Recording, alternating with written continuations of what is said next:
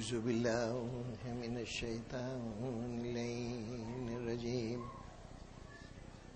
بسم الله الرحمن الرحيم الحمد لله رب العالمين الصلاة والسلام على أشرف الأنبياء والمرسلين وعلى آله وعترته وأهل بيته الطيبين الطاهرين المعصومين صلوات.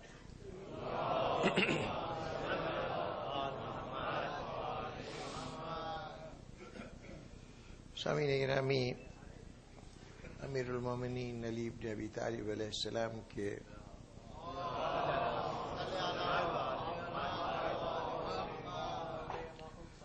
دور امامت کے وہ ایام کے جن کو زمانے نے آپ کا زمانہ خاموشی قرار دیا، اس کے اوپر گفتگو کرتے ہوئے خواہش یہ تھی کہ کچھ تھوڑی سی بات قرآن مجید کے سلسلے میں آپ کی خدمات کا حوالہ دے کر بات کو آگے بڑھایا جائے، لیکن گزشتہ روز اس موضوع کو چھیڑنے کے بعد اندازہ ہوا کہ متعدد سوالات ذہنوں میں موجود ہیں، اور جو میں نے عرض کیا تھا کہ اس عنوان سے مسلمانوں نے اتنی گرد اڑائی ہے کہ اب پوری ملت ایک طرح کے کنفیوژن کا شکار ہے۔ یہ طے ہی نہیں ہو سکا کہ آج جو قرآن مجید موجود ہے اس کے ہم تک پہنچنے کے وسائل کیا ہیں اور کن ہاتھوں سے گزر کے یہ پہنچا۔ اتنا کچھ کہا گیا قرآن کے جمع کرنے کے متعلق ہمارے بھائیوں کی طرف سے کہ باقاعدہ آج دنیا کے مختلف حصوں میں جہاں خیر سے اسلامی حکومتیں ہیں، وہاں قرآن مجید کے ایسے نسخے ملتے ہیں جس پہ اس کو صحیفہ عثمانی قرار دیا گیا، نام کے طور پر لکھا ہوا ہے کہ یہ وہ صحیفہ ہے، وہ قرآن ہے جسے حضرت عثمان نے جمع کیا ہے۔ اب ظاہر ہے کہ جب غیر معصوم ہستیوں سے قرآن کو نسبت دی جائے گی اور مسلسل شور یہ ہوگا کہ رسول اللہ اس کو بکھرا ہوا چھوڑ گئے تھے، بخاری صحیح بخاری میں امام محمد ابن اسماعیل بخاری وہ کہیں گے کہ یہ الگ الگ ہڈیوں کے ٹکڑے پر، درختوں کے پتے پر، چھال پر، کاغذ پر اور ذہنوں میں دو دو چار چار آیتیں بکھری ہوئی تھیں۔ خدا بھلا کرے ان نیک لوگوں کا جنہوں نے بڑی محنت کی اور یہ کتاب کی صورت میں جمع ہوا۔ تو جب اس انداز سے جمع کرنے کی داستان سنائی جائے گی اور اس کے ساتھ ساتھ یہ باتیں بھی سنائی جائیں گی کہ قرآن مجید کبھی حیوانوں کی غذا بنا، کبھی چولہے کا ایندھن بنا، نذر آتش کیا گیا، تو اب سننے والے اسی نتیجے پہ پہنچیں گے کہ یہ قرآن، اس کے اندر یقیناً بہت کچھ کم ہو گیا ہوگا۔ حسن عقیدت سے چاہے وہ یہ نہ مانے کہ اس میں کچھ اضافہ ہوا ہے، لیکن کمی کے تصور کو دور کرنا بڑا مشکل کام تھا۔ جب حضرت عائشہ یہ فرما رہی ہوں کہ سورہ فرقان جو آج 71 آیات کی سورہ ہے، ان کا کہنا ہے کہ یہ سورہ بقرہ جس میں 350 سورے ہیں، اس کے برابر اس کی صورتیں، اس کی 350 آیتیں ہیں، تو کہا گیا کہ اس کے برابر سورہ فرقان لمبی تھی، اب صرف اتنی رہ گئی ہے۔ حضرت عمر فرمائے کہ ایک آیہ رجم ہوا کرتی تھی اور وہ چند الفاظ بھی ادا کرتے تھے کہ ہم یہ پڑھا کرتے تھے آیات رسالت میں، آج کے قرآن میں ہمیں یہ نہیں ملتا۔ یہ حضرت عمر فرما رہے ہیں۔ اور کئی صحابہ سے منسوب اس قسم کی باتیں ہوں کہ سورہ احزاب بھی سورہ بقرہ کے برابر تھی، وہ بھی آج بڑی مختصر رہ گئی ہے۔ یہ طرح طرح کی باتیں اس گروہ سے ہو رہی ہیں جس کے سامنے قرآن مجید پہلی یعنی نازل ہو رہا ہے۔ ان سے زیادہ معتبر اور کون ہو سکتا ہے قرآن کے مطابق بات کرنے والا؟ اگر وہ کہہ رہے ہیں کہ آج قرآن مکمل نہیں ہے، اس کے بہت سے اجزاء کم ہو گئے ہیں، تو بعد میں آنے والے اگلی نسلوں کے لیے تو اس بات کی گنجائش تھی کہ وہ شبہ کریں کہ اس قرآن میں کچھ کمی زیادتی ضرور ہوئی ہے۔ دنیا نے جو کہا سو کہا، لیکن ہمیں بھی اس نوعیت کی غلط فہمیاں عوامی سطح پہ ہوتی رہیں اور وہ غلط فہمیاں آج بھی باقی ہیں۔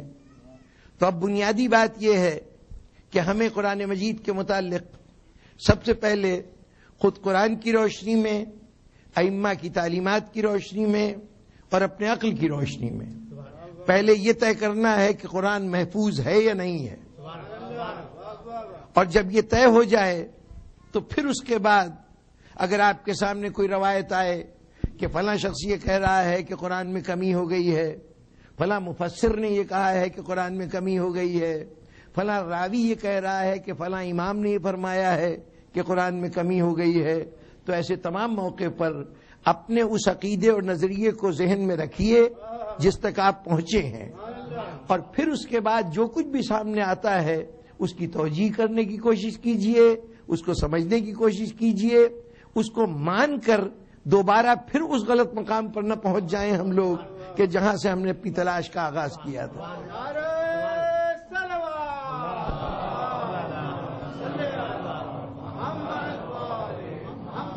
تو اب یہ طے کیا ہے کہ جو باقی 3 دن ہیں میرے پاس، اس میں جناب امیر علیہ السلام کی خدمات کے حوالے سے 1 دن تو بہر طور مجھے رکھنا ہے تاکہ موضوع کے تقاضے پورے ہو سکیں اور یہ احساس دلانے میں کامیاب ہو سکوں کہ علی ابن ابی طالب نے ان ایام میں کیا کیا۔ وہ فقط ایک بہت معمولی جز ہوگا علی کے کارناموں کا، لیکن اس کی عظمت کا احساس انشاءاللہ جب تفصیلات سنیں گے تو یقیناً ہو جائے گا۔ لیکن اس منزل تک پہنچنے تک اگر کچھ الجھنوں اور سوالوں کا جواب ہو سکے، یا کم از کم بنیادی طور پر مسئلے کو سمجھایا جا سکے، تو میں سمجھوں گا کہ وہ میرے گفتگو کا حاصل ہے اور میں اپنے مقصد میں کامیاب ہوا۔ آج یہ دعویٰ ہے کہ قرآن مجید جب دنیا میں ہمارے سامنے موجود ہے تو یہ فلاں کی کوششوں کا نتیجہ ہے، فلاں کی کوششوں کا نتیجہ ہے۔ میں عرض کر چکا کہ 27 روایتیں ہمارے ایک عالم نے جمع کی، جو ہمارے بھائیوں نے جمع قرآن کے سلسلے میں بیان فرمائیں۔ ان میں سے کسی ایک روایت کو مانیے تو باقی ساری روایات غلط ہو جاتی ہیں۔ لیکن آئیے اس مسئلے کو پھر ایک مرتبہ دیکھیں۔ کہا جا رہا ہے ہم نے قرآن کے لیے بہت کچھ کیا، ہماری فلاں شخصیت نے اس کو جمع کیا، فلاں نے اس کو جمع کیا، کسی نے بھی جمع کیا ہو۔ میرا پہلا سوال یہ ہے کہ یہ بتائیے، اس بات پہ متفق ہو جائیے کہ صحابہ اکرام میں سے جس نے بھی قرآن کے سلسلے میں کچھ کیا ہے اس نے کیا کیا ہے؟ قرآن مجید کے سلسلے میں اس نے کیا کیا ہے؟ قرآن جمع کیا ہے۔ پہلی بات کہ یہ کہا جائے کہ قرآن جمع کیا ہے۔ جمع کرنے کا کیا مطلب ہے؟ قرآن مجید کی آیتیں مختلف لوگوں کے پاس تھیں، 2 آیت ان کے پاس، 2 ان کے پاس، 4 ان کے پاس، 5 ان کے پاس، ان کو جمع کیا ہے۔ اگر ان کو جمع کیا ہے تو پھر پہلا سوال یہ ہے کہ یہ ان کی ترتیب کس نے دی؟ ان کو سورتوں میں کس نے ڈھالا؟ یعنی جو قرآن مجید میں سورے ہیں، جب 2-2 4-4 آیتیں آئیں گی تو 350 سوروں کا 350 آیتوں کا ایک سورہ تو نہیں بن سکتا۔ وہ کون سا طریقہ تھا، کون سا قاعدہ تھا جس کے تحت آنے والی آیت کے متعلق یہ فیصلہ کیا گیا کہ یہ سورہ الحمد کی آیت ہے، یہ سورہ بقرہ کی آیت ہے، یہ سورہ آل عمران کی آیت ہے؟ کون سا طریقہ تھا جس سے آپ نے جمع کیا؟ اس کا تعین کس نے کیا کہ یہ فلاں سورے کی آیت ہے؟ دو روایتیں صحیح بخاری میں جمع قرآن کے متعلق ہیں. اس کے اندر ایک روایت میں کہا کہ جب قرآن جمع کیا جا رہا تھا حضرت ابوبکر کے زمانے میں، تو زید ابن ثابت ایک شخصیت تھے. اب یہ تفصیلات بیان کرنے کا وقت نہیں ہے، نام بتائے جا رہا ہوں، اگر موقع ملے تو خود تلاش کر لیجئے گا. صحیح بخاری نے کہا کہ زید ابن ثابت کو حضرت ابوبکر کے زمانے میں متعین کیا گیا کہ وہ قرآن مجید کو جمع کریں. انہوں نے دو آیتیں، اسی طرح سے چار آیتیں، ایک آدمی سے اگر 2 آیتیں ملتی تھیں تو پھر تلاش کیا جاتا تھا کہ کوئی دوسرا آدمی بھی آیتیں آ کے سنا دے. اس صورت میں اگر دوسرا آدمی کی گواہی دے دیتا، 2 گواہیاں ہو جاتی تو وہ اس کو لکھ لیا کرتے تھے. ایسی صورت میں الگ الگ آیتیں آ رہی ہیں، 2 گواہیوں کی صورت میں آپ رکھتے جا رہے ہیں. یہ سورہ کیسے بنے گی؟ یہ سوال اپنی جگہ پہ موجود ہے، لیکن آگے بڑھیے کہ یوں آیتیں آ رہی ہیں، جمع کرتے کرتے اب وہ فرماتے ہیں کہ سورہ توبہ میں جو قرآن مجید کا 10واں سورہ ہے، اس کے اندر 2 آیتیں، آخر کی 2 آیتیں وہ کسی کے پاس سے نہیں ملی، صرف ایک شخصیت جناب خزیمہ ابن ثابت تھے، ان کے پاس یہ 2 آیتیں برآمد ہوئیں.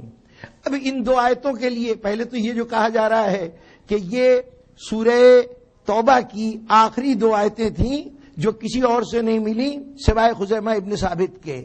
جب 2 آیتیں آپ کے سامنے آئیں تو کس نے بتایا کہ یہ سورہ توبہ کی آیتیں ہیں؟ اور یہ بھی کہ یہ 2 آیتیں سورہ توبہ کی آخری آیتیں تھیں، یہ بھی آپ کو کسی نے بتایا. اب اس کے آگے کیا ہوا وہ قصہ اپنی جگہ پر، یعنی ہوا یہ کہ ان 2 آیتوں کے لیے دوسرے گواہ نہیں ملے، تو جن سے یہ 2 آیتیں ملی تھیں خزیمہ ابن ثابت، ان کے لیے ایک حدیث نظر سے گزری کہ حضور نے فرمایا ہے کہ خزیمہ ابن ثابت جو ہیں وہ ذو شہادتین ہیں، ان کی ایک شہادت 2 کے برابر ہے. چنانچہ اس بنیاد پر اس 2 آیتوں کو قبول کر لیا گیا. سورہ توبہ کی 128ویں 129ویں آخری 2 آیتیں یہ اس طرح شامل ہوئیں. اس قسم کی روایت کی بنیاد کا نتیجہ کیا ہوا کہ آپ کے ہاں اس ملک میں سن کوئی یوں سمجھیے کہ 70s کے آخر میں ایک شخصیت یہاں پیدا ہوئی تھی جس کا نام تھا خلیفہ رشاد. مصر کے ایک صاحب تھے، انہوں نے قرآن مجید کے سلسلے میں ایک بہت بڑا کام کیا تھا کہ کمپیوٹر کی مدد سے قرآن مجید کے الفاظ کا مجموعہ تیار کیا، تمام حروف کتنے ہیں اور آیتیں کتنی ہیں، اور سارا حساب کتاب کرنے کے بعد انہوں نے انکشاف کیا کہ قرآن مجید میں 19 کا لیٹر کا جو عدد ہے یہ بار بار ریپیٹ ہو رہا ہے. اس کے لیے بہت سے حوالے دیے، ایک پوری کتاب لکھی جس کا نام ہی تھا کہ میتھمیٹیکل میریکلز آف قرآن. اور یہ کتاب اس زمانے میں بہت شہرت پا گئی، ان کو سعودی حکومت کی طرف سے باقاعدہ دعوت بھی دی گئی، ان کو بہت سے اعزازات سے نوازا گیا. جب بہت کچھ واہ واہ سبحان اللہ ہوئی تو عموماً ایسی کیفیت میں جن کا کھوکھلا علم ہوتا ہے وہ جلدی ہی ذہنی توازن کھو بیٹھتے ہیں. یہی نتیجہ خلیفہ رشاد کے ساتھ ہوا. انہوں نے کہنا شروع کیا کہ میں اللہ کی طرف سے میسنجر آف گاڈ بن کے آیا ہوں. میسنجر کا ترجمہ تھا رسول. انہوں نے کہا میں نبی نہیں ہوں، پروفٹ نہیں ہوں، میں میسنجر ہوں، یعنی اللہ کا رسول ہوں. دعوی رسالت کیا تو پھر وہ مسلمان جو ہر مسئلے کا حل شمشیر و سنان سے کرتے ہیں، انہوں نے ایک دن ان کو یہاں پہ قتل کر دیا. 1983 میں 1989 میں ان کا قتل ہوا. یہاں فقراء کی کوئی جماعت تھی بلیک مسلمانوں کی، ان کے اوپر الزام لگایا گیا کہ انہوں نے قتل کر دیا. بار طور وہ کیفر کردار کو پہنچے.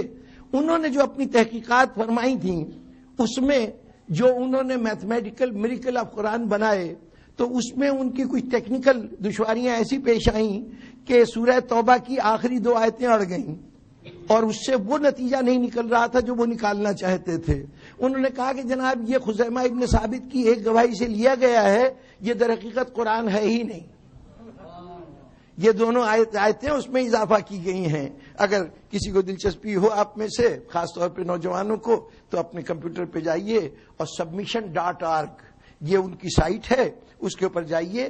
یہاں پر آپ کے ہاں ان کا کیا ہوا انگریزی کا ترجمہ قرآن مجید کا بڑے تکلف سے چھاپا ہوا، بہت خوبصورت.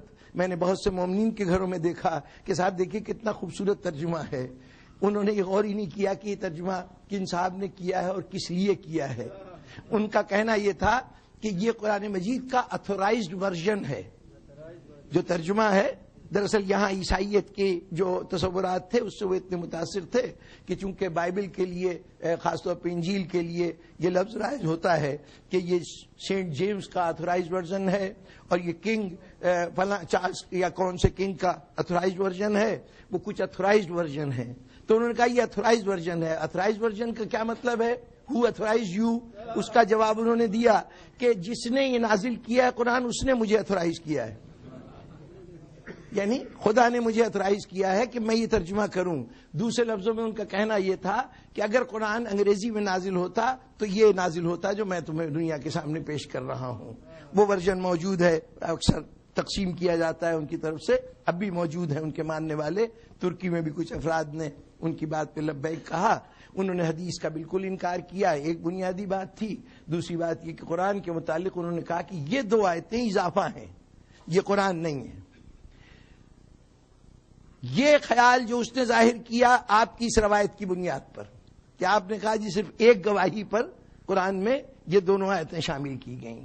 بخاری کی ایک روایت، اس کے بعد پھر فوراً بعد میں انہی زید بن ثابت کے صاحبزادے سے ایک اور روایت بیان کرتے ہیں کہ جب حضرت عثمان کے زمانے میں قرآن جمع ہونے لگا تو جو کمیشن اس وقت بٹھایا گیا تھا اس کمیشن میں یہ زید بن ثابت کو پھر اس میں بھی شامل کیا گیا. اس وقت فیصلہ ہوا کہ جو حضرت ابو بکر کے زمانے میں قرآن جمع کیا گیا ہے وہ حضرت حفصہ کے پاس، جناب حضرت عمر کی صاحبزادی کے پاس، ام المومنین حضرت حفصہ کے پاس وہ قرآن محفوظ ہے، تو اسے وہاں سے منگا لاؤ. اس کو رکھا گیا کہ اس کی کاپیاں تیار کی جائیں. جب کاپی تیار کر رہے تھے، اب صحیح بخاری کے یعنی سمجھیے کہ ترجمہ کر رہا ہوں خلاصے کے ساتھ، جب اس کا ترجمہ پڑھا جانے لگا، وہ اس کا لکھا جانے لگا، اس کی کاپیز تیار کر رہے تھے، تو اچانک انکشاف ہوا کہ سورہ احزاب کی 123ویں آیت نہیں ہے. حضرت عثمان کا زمانہ آ چکا ہے، حضور کو تقریباً 20-22 سال گزر چکے ہیں دنیا سے گئے ہوئے. جس قرآن کو حضرت ابو بکر کے کے دور میں بڑے اہتمام سے لکھا گیا تھا، اس وقت اس میں 2 آیتیں کم تھیں سورہ توبہ کی، وہ تو شامل کر لی گئیں.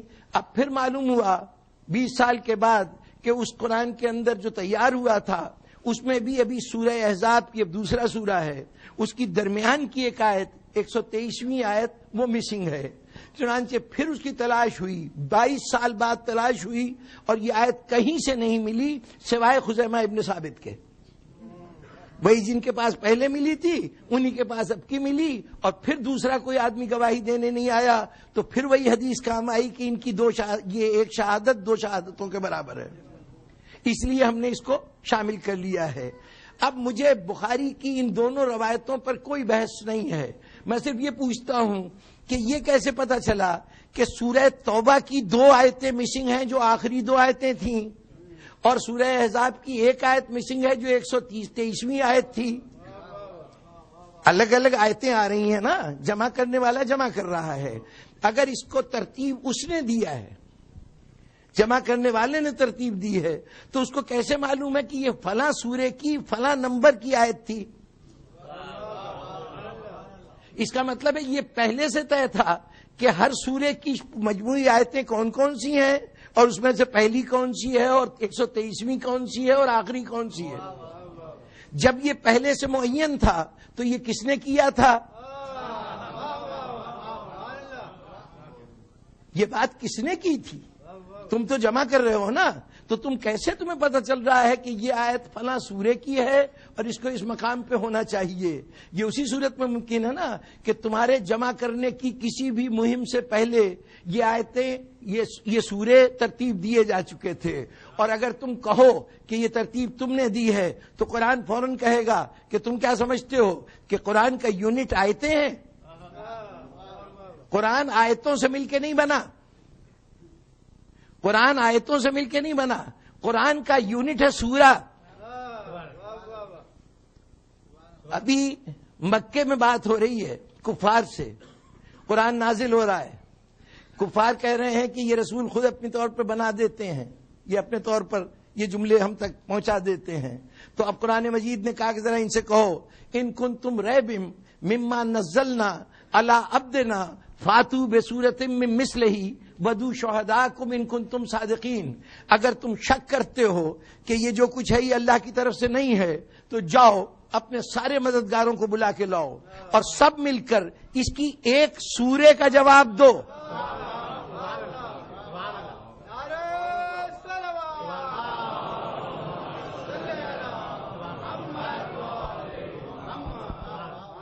اس کی ایک سورے کا جواب دو۔ اس کا مطلب یہ ہے کہ کفار کے لیے بھی قرآن سوروں کا مجموعہ تھا، مسلمان کے نزدیک بھی سوروں کا مجموعہ تھا۔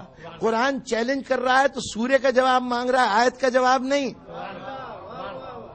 تو جب سورے حیات رسالت میں بن چکے تھے، ہر سورے کی شکل بنائی جا چکی تھی، جس آیت کو شامل کرنا تھا، تو اب آپ یہ تو کہہ نہیں سکتے کہ قرآن ہم نے ترتیب دیا۔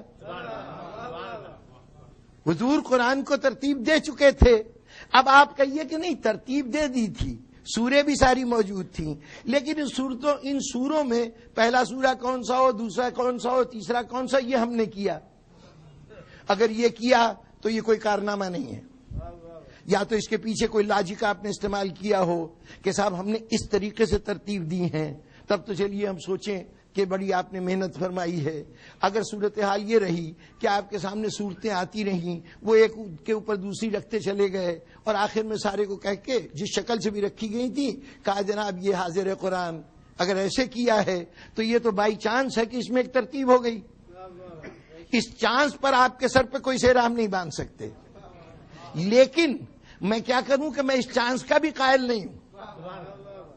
اگر قرآن مجید میں موجودہ ترتیب بائی چانس ہو گئی کہ آپ نے صورتیں جمع کرتے گئے اور سب کو لے کے ایک جگہ پہ کمپائل کیا تو اس میں سے کوئی پہلی ہو گئی، کوئی دوسری ہو گئی، کوئی تیسری ہو گئی، جی یہ بائی چانس ہوا، جی نہیں یہ بائی چانس بھی نہیں ہوا۔ اسی بخاری کی روایت ہے، یہ قرآن جمع کرنے کی روایت شروع کہاں سے ہوئی؟ حضرت ابوبکر کے 6 مہینے کے بعد یمامہ کا علاقہ ہے جو موجودہ ریاض جہاں دارالحکومت ہے اس وقت موجودہ سعودی حکومت کا، وہاں پر نجد صوبہ ہے ان کا، اس میں یہ یمامہ کا علاقہ ہے۔ تو اس یمامہ کے علاقے میں ایک شخصیت تھی مسیلمہ کذاب۔ یہ مسیلمہ جو تھا اس نے دعوی نبوت کیا اور کہا کہ رسول اللہ حجاز کے نبی تھے اور میں یہاں نجد کا نبی ہوں۔ حیات رسالت میں اٹھا تھا لیکن اس کے بعد جلدی خاموش ہو کے بیٹھ گیا تھا، بعد رسالت اس نے پھر آواز بلند کی کہ میں نبی ہوں اور آدھی آدھی تقسیم کر لیا مملکت اسلامیہ کو۔ تو اس کے اوپر حضرت ابوبکر نے فوجیں بھیجیں 6 مہینے کے بعد، وہ فوجیں وہاں گئیں، فوجوں کے نتیجے میں وہاں پر بہت سے لوگ 1200 مسلمان مارے گئے، اور یہ 1200 صحابہ کرام تھے جو وہاں پر اس جنگ کے دوران مارے گئے۔ ان 1200 افراد میں کہا جاتا ہے کہ 40 سے لے کے کہا گیا کہ 700 وہ صحابی تھے جو حافظ قرآن تھے۔ جب وہ مارے گئے تو اب امام بخاری بیان کرتے ہیں کہ حضرت ابوبکر اس روایت کے راوی ہیں کہ میرے پاس عمر آئے اور انہوں نے کہا کہ اگر آج اس جنگ میں اتنے حافظان قرآن مارے گئے، اگر کوئی اور لڑائی ہو گئی اور اس میں کچھ اور حافظ مارے گئے تو ہوتے ہوتے قرآن کے حافظان ناپید ہو جائیں گے تو قرآن ناپید ہو جائے گا، اس لیے اس قرآن کو جمع کر لیا جائے۔ یہ بیسک ریزن بتایا گیا کہ چونکہ حافظ ختم ہو رہے ہیں، اگر حافظ ختم ہو گئے تو پھر قرآن نہیں بچے گا۔ اب یہ ایک الگ بحث ہے کہ کیا حافظ قرآن کا محافظ ہو سکتا ہے؟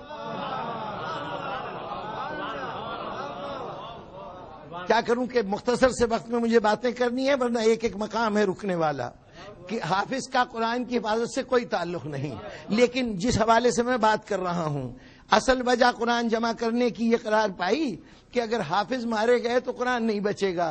اچھا جناب، قرآن ابھی جمع نہیں ہے، قرآن جمع نہیں ہے، فکر یہ ہو رہی ہے کہ حافظ مارے گئے تو قرآن کیسے جمع ہوگا، قرآن کیسے باقی بچے گا؟ جناب والا، اگر قرآن اس سے پہلے جمع نہیں تھا تو یہ حافظ کس چیز کے حافظ تھے؟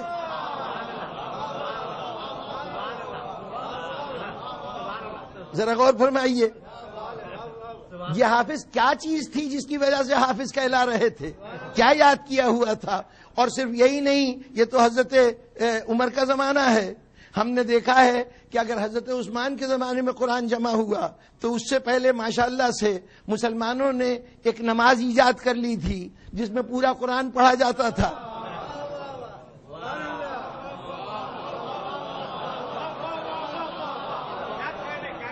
بھائی قرآن تو تھا ہی نہیں.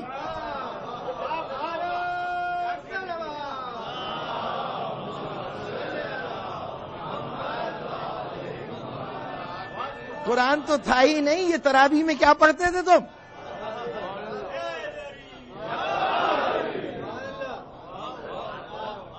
اس حافظ کا وجود جو خاص طور پہ حضرت عمر نے ارشاد فرمایا کہ یہ حافظ دنیا سے اگر ختم ہو گئے تو قرآن باقی نہیں بچے گا.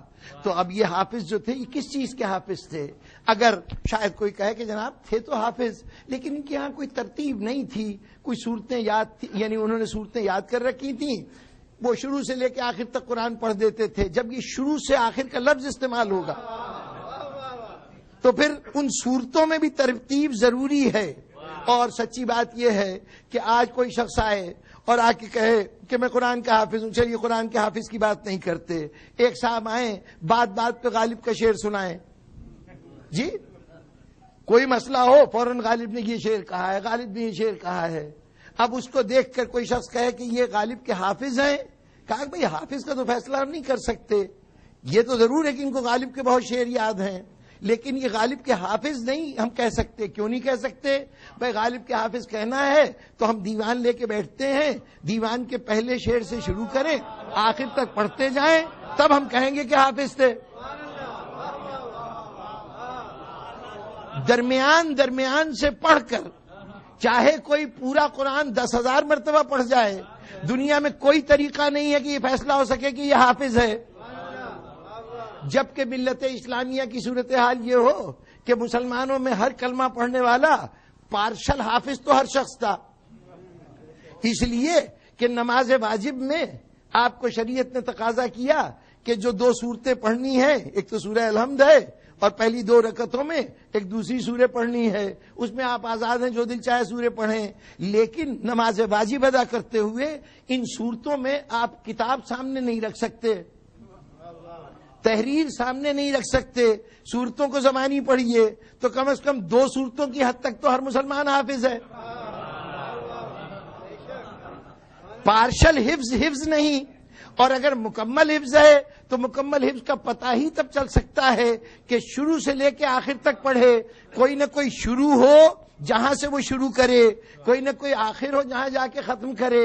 اب یہ اسی صورت میں ممکن ہے کہ پورا قرآن ابتدا سے انتہا تک ایک کتابی شکل میں موجود ہو تبھی وہ حفظ کیا جا سکتا ہے.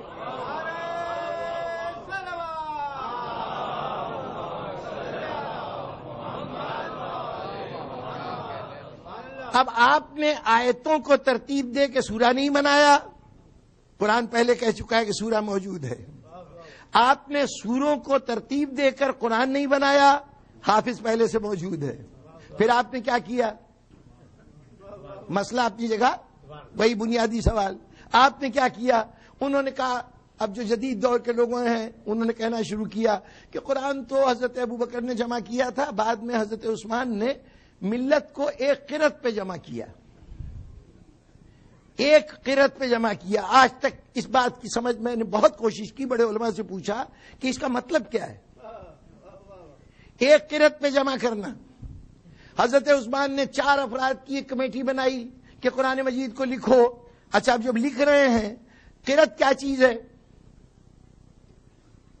جب ہم زبان سے ادا کر رہے ہیں، ابھی گفتگو ہو رہی تھی کہ قاف کا لفظ ہے، ہمارے حیدرآبادی حضرات جب قاف کا لفظ ادا کرتے ہیں تو ان کے منہ سے خے کی آواز نکلتی ہے. یہ ان کی فطری یعنی ساخت کا نتیجہ ہے. یہی قاف ہمارے پنجاب والے کہیں گے تو وہ اقبال یعنی ایک بال اور علامہ اقبال میں فرق نہیں کر سکیں گے. ان کے ہاں قاف اور کاف دونوں ان کے لیے یہ آواز ہے. یہی قاف جب دبئی میں پہنچتا ہے تو وہاں ایک اسٹیٹ ہے جس کا اصل نام ہے شارقہ. لیکن کہا جاتا ہے شارجہ، وہاں قاف جیم میں بدل جاتا ہے. عراق جائیے وہاں بھی قاف جیم میں بدل گیا کہ وہاں قاسم کے لیے لفظ ہے جاسم. وہ اچھا جو مصر کا علاقہ ہے اور بلکہ سعودی عرب کا بھی بیشتر علاقہ علاوہ حجاز کے، کہ وہ لوگ جب قاف کہتے ہیں تو گاف کہتے ہیں. یہ جو قہوہ ملتا ہے ان کے یہاں گاہوا بن جاتا ہے. جی ایک ہی لفظ ہے، مختلف علاقوں کے لوگ اس لفظ کا تلفظ اپنے انداز سے ادا کرتے ہیں. حضرت بلال اذان دیا کرتے تھے تو فصحائے عرب کو یہ شکایت تھی کہ یہ شین نہیں ادا کر سکتے. اشہد ان کہنے کے بجائے اشہد ان سین کہا کرتے تھے. ایسے لوگ اب بھی مل جاتے ہیں. میں اتفاق سے ایک شخص ہمارے یہاں کپڑے دھونے کا کام کیا کرتا تھا. ایک دن وہ چونکہ گھر سے آ کے کپڑے لے جاتے تھے اور دھو کے دیتے تھے. اب تو یہ انسٹیٹیوشن ختم ہو گیا. جب ہوا کرتا تھا اس وقت کی بات ہے کہ وہ آیا، پوچھا بھائی بہت دن ہو گئے تم کپڑے لے کے گئے تھے آئے نہیں. کہنے لگا کیا کروں، ایک تو سب برات آ گئی، اوپر سے رشتہ داروں کی شادیاں آ گئیں، پھر بارشیں شروع ہو گئی. اب یہ الفاظ ادا نہ کر سکنا، لب و لہجے پہ قابو نہ پانا. تقریباً ہم جتنے حضرات بیٹھے ہیں ہم غالباً توئے اور تے میں آسانی سے فرق نہ کر سکیں. زال، زواد، زے، ان کے اندر فرق کرنا ہمارے لیے مشکل ہوگا. وہ عرب حضرات ہی ہیں کہ زواد کا صحیح تلفظ ادا کرتے ہیں، زے ادا کرتے ہیں تو سمجھنے والوں کی سمجھ میں آ جاتا ہے. بڑی مشکل سے ہم نے ہے کو حلق سے نکالنا سیکھا ہے. یعنی ہائے ہتی اور ہائے ہوز، یہ دو قسمیں ہیں ہے کی. وہ ایک ہاتھی والا ہے اور ایک حلوے والا ہے. تو حلوے والا حلق کی گہرائی سے نکلتا ہے، وہ نکالنا مشکل ہے. غرض یہ کہ لفظوں کی ادائیگی میں مختلف علاقوں کے لوگوں کو مختلف آوازیں نکالنے کی، چونکہ فطرت میں یعنی ان کے ماحول میں وہ آواز مانوس نہیں ہوتی، اس لیے انہوں نے وہ آواز سیکھی نہیں ہوتی. اس لیے ممکن ہے کہ وہ ادائیگی میں ان کا لہجہ بدل جائے. اچھا اب اگر قرت سے مراد یہ ہے کہ لفظوں کو اس طرح ادا کیا جائے جیسے اہل عرب کرتے ہیں، تو جناب اس کے لیے آپ کو چاہیے یہ تھا کہ 4 آدمی یا 10 آدمی یا 20 آدمی ایسے تیار کرتے کہ جو قاف کو صحیح مخرج سے نکال سکیں، سواد کا صحیح انداز سے ادائیگی کر سکیں، زال اور زوئے میں فرق کر سکیں. ان سے کہتے کہ آپ ہر شہر میں چلے جائیے، وہاں قرت کر کر کے ان کو بتائیے کہ صحیح قرت کیا ہے. مجھے بتائیے کہ یہ جو کاتبوں کی جماعت بٹھائی گئی ہے یہ قرت کیسے ٹھیک کریں گے؟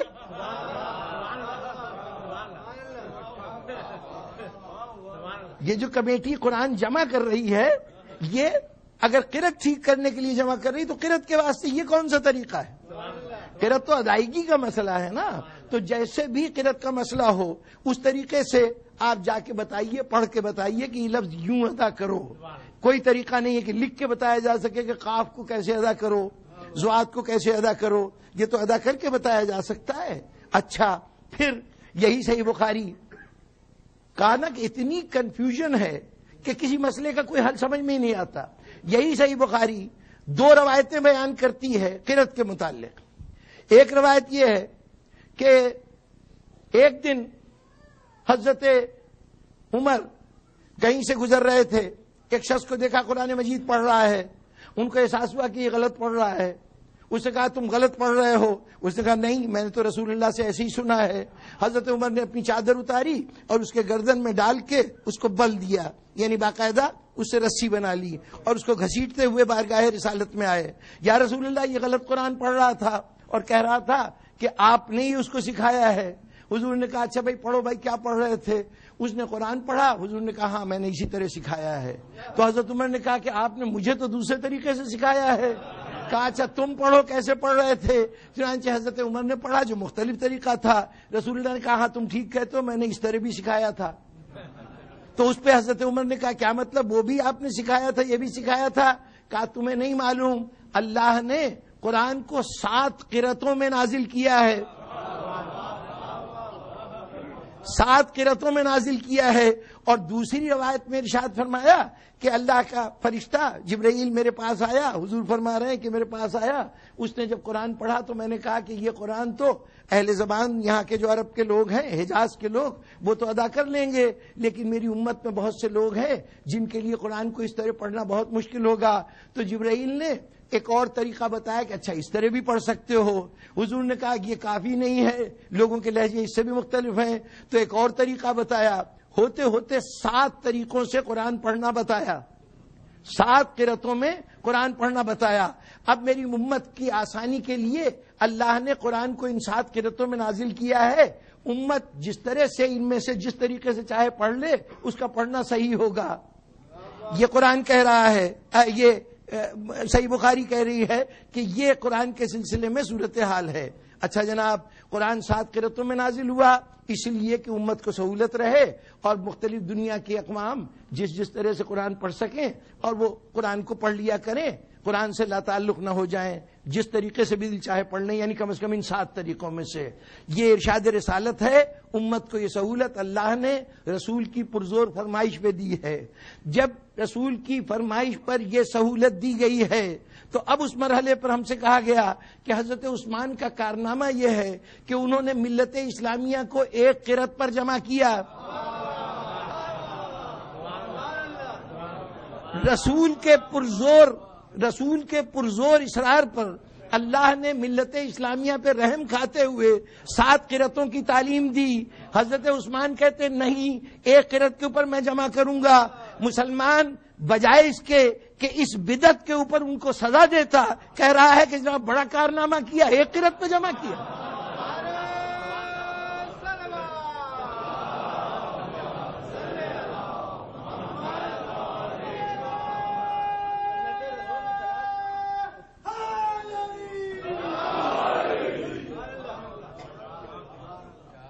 نہ جناب والا جمع کرنا سمجھ میں آیا آیتوں کا سورے میں، نہ سوروں کو ترتیب دینا سمجھ میں آیا، نہ قرأتوں پہ جمع کرنا سمجھ میں آیا. قرأتوں کے معاملے میں یعنی قرأتوں پہ جمع کیا، یہ اتنا بڑا کارنامہ تھا کہ مولا کائنات سے ایک حدیث بیان کی، یعنی مولا کائنات کی ایک روایت بیان کی گئی کہ آپ نے کہا خدا بھلا کرے عثمان کا کہ انہوں نے وہ کام کر دیا کہ اگر مجھے موقع ملتا تو میں کرتا، لیکن یہ پہلے کر گئے کہ ملت کو ایک قرأت پہ جمع کر دیا.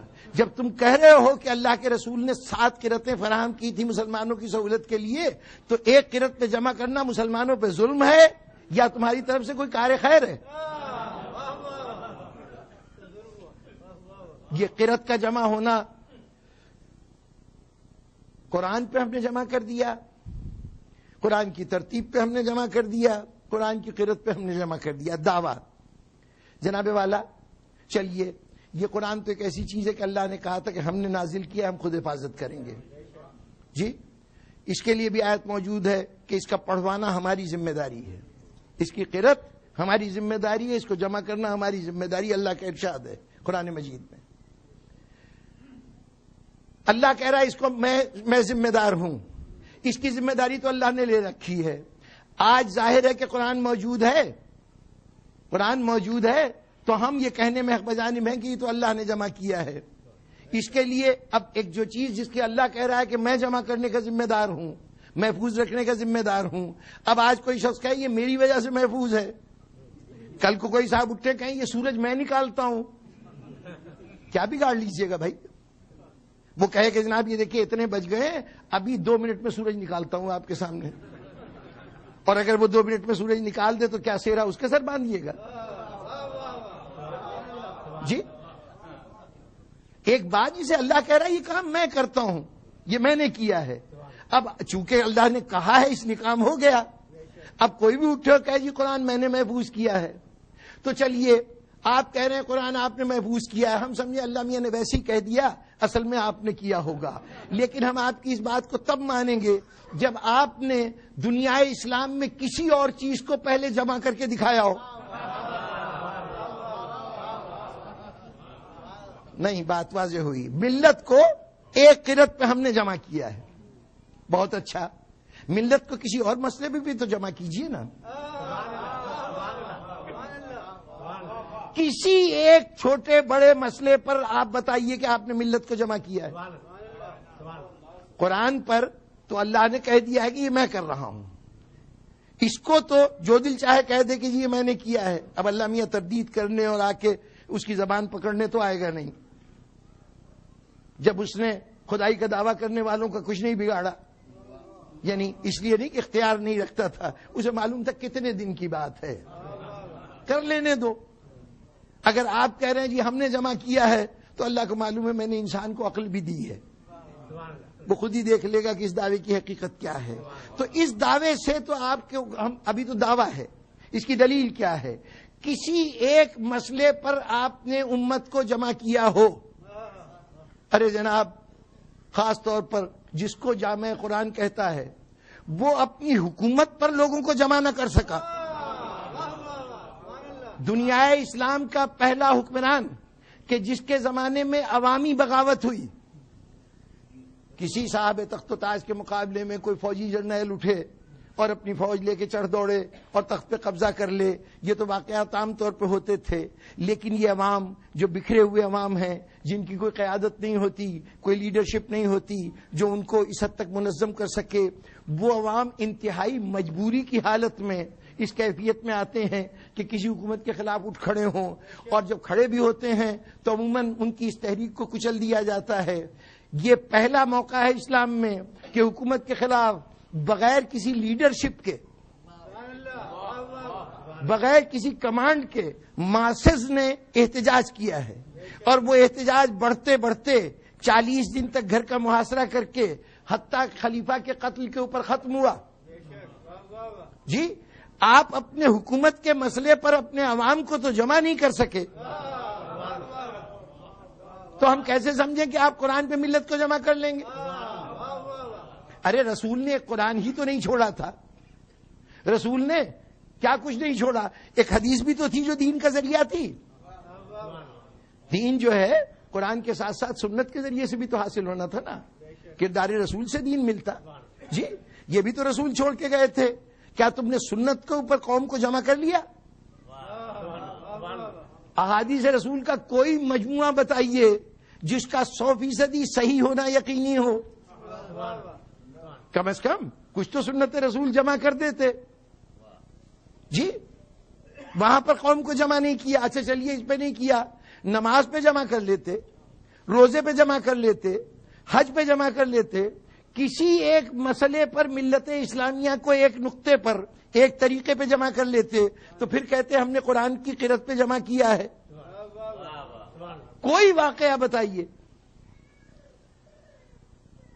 جناب امیر ظاہری طور پر مسند خلافت پہ تشریف فرما ہوئے، بغاوت ہوئی، جناب عائشہ اور ان کے ساتھ طلحہ و زبیر بصرے پہنچ گئے، بصرے کے لوگوں کو اپنے ساتھ میں لایا۔ علی بن ابی طالب ان سے لڑنے کے لیے بصرہ تک گئے، وہ مشہور جنگ ہوئی جس کو جنگ جمل کہتے ہیں۔ علی بن ابی طالب کامیاب ہو گئے، وہ جنگ میں شکست ہو گئی اس پارٹی کو، باغیوں کو۔ اب علی شہر بصرہ میں داخل ہوئے۔ بصرے کی جامع مسجد میں پہلی مرتبہ علی بن ابی طالب بحیثیت حاکم وقت کے نماز پڑھانے کھڑے ہوئے۔ نماز پڑھانے کھڑے ہوئے۔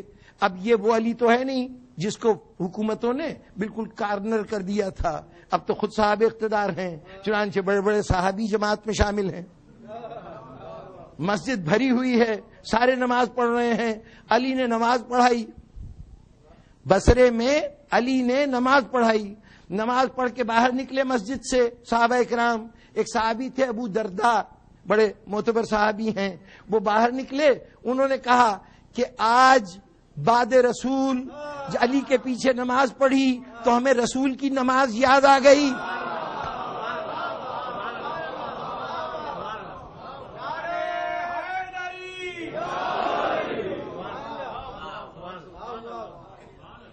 آج ہمیں رسول کی پڑھائی ہوئی نماز یاد آ گئی، یعنی گزشتہ جتنا عرصہ گزرا ہے بعد رسول، اس میں رسول کی نماز کہیں نظر نہیں آ رہی تھی۔ تم رسول کی چھوڑی ہوئی نماز کو تو بچا نہیں سکے، قرآن کو کیا بچاؤ گے؟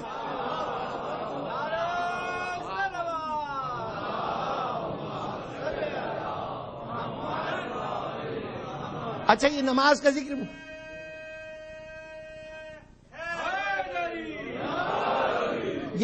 ذکر میں نے خاص طور پہ اس لیے کیا کہ روزے سال میں ایک دفعہ آتے ہیں، حج زندگی میں ایک دفعہ ہوتا ہے، اگر اس کے مناسک میں اختلاف ہے تو کوئی بات نہیں۔ زکوٰۃ کا معاملہ بھی چند لوگ ہیں جو زکوٰۃ دینے کی اہلیت رکھتے ہیں، ان کے اگر نصاب کا کوئی اختلاف ہو جائے کہ کوئی کسی چیز کی زکوٰۃ دیتا ہے، کوئی کسی شے کی زکوٰۃ دیتا ہے، تو ان کے نصاب الگ الگ ہو سکتے ہیں، وہاں پر حکم صحیح طور پر نہیں پہنچا ہوگا۔ نماز ایک ایسی عبادت تھی کہ میں مکے کی نماز کا ذکر نہیں کر رہا، مکے کی نماز کا ذکر نہیں کر رہا جو کبھی غار حرا میں ہوتی تھی، کبھی خانہ کعبہ میں ہوتی تھی، کبھی گھر میں ہوتی تھی، کبھی کسی مسلمان کے گھر میں سب جمع ہو جاتے تھے وہاں نماز ہوتی تھی۔ نہیں، مدینے کی نماز جہاں ساری نماز مسجد نبوی میں ہوتی تھی۔ جی، یہ 10 سال جو مدینے میں گزرے ہیں اس میں نماز کوئی اور نہیں پڑھاتا تھا، رسول خود پڑھاتے تھے، کہیں پیچھے کھڑے ہو کے نہیں، سب کے آگے کھڑے ہو کے پڑھاتے تھے۔ اگر مجموعی طور پر مدینے کی 5 نمازوں کی رکعتوں کو کاؤنٹ کیجئے تو کم از کم 72,000 رکعتیں واجب نمازوں کی رسول نے اس 10 سال میں پڑھی ہیں۔ 72,000 رکعتیں رسول نے پڑھی ہیں۔ اچھا، اب یہ بھی بحث نہیں کہ رکعتوں میں پڑھتے کیا تھے، ہو سکتا ہے جن کے کان صحیح نہ ہو وہ سن نہ پائے ہوں۔ یہ بھی بحث نہیں کہ رکوع میں کیا پڑھتے تھے، سجدے میں کیا پڑھتے تھے۔ دعائے قنوت اور دوسری رکعت میں 1 دفعہ پڑھی جاتی ہے، ہو سکتا ہے اس کے الفاظ سمجھ میں نہ آئے ہوں، کیا پڑھتے ہیں، دھوکہ ہو سکتا ہے۔ ایک چیز جس کے لیے نہ کان کے سماعت کی طاقت کی ضرورت ہے، نہ کوئی بہت زیادہ مشاہدے کی ضرورت ہے، نہ علم کی ضرورت ہے، صرف یہ دیکھنا ہے کہ رسول جب کھڑے ہوتے تھے تو ہاتھ کہاں ہوتے تھے۔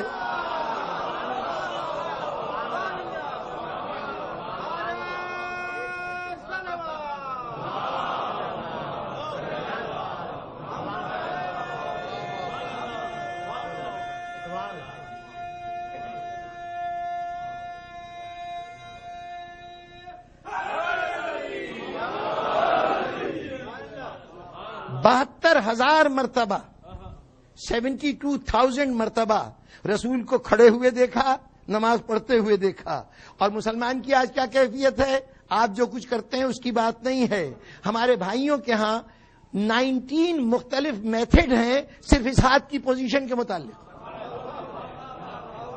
ہاتھ کو ناف کے نیچے باندھیں، ہاتھ کو ناف کے اوپر باندھیں، ہاتھ کو سینے پہ باندھیں، ہاتھ کو یہاں کاندھوں کے اوپر رکھیں، یہ بھی ایک گروہ ہے۔ ہاتھ داہنے ہاتھ کو بائیں پہ رکھیں، بائیں کو ہاتھ داہنے پہ رکھیں، کس وقت ہاتھ باندھیں کس وقت کھولیں، جب رکوع سے اٹھیں تو فوراً ہاتھ باندھ لیں پھر سجدے میں جائیں یا ہاتھ کھول کے جائیں۔ غرض 19 مختلف ڈفرینسز ہیں، 19 ڈفرینسز ہیں اس مسئلے پہ کہ ہاتھ کی پوزیشن کیا ہو۔ جس کو وہ چیز جو 72,000 مرتبہ رسول نے بتائی ہے، سامنے کھڑے ہو کے دکھائی ہے، جو اس کے اوپر ملت کو جمع نہ کر سکا، اگر وہ غدیر کے ایک خطبے کو بھول جائے تو ہمیں حیرت نہیں ہوتی۔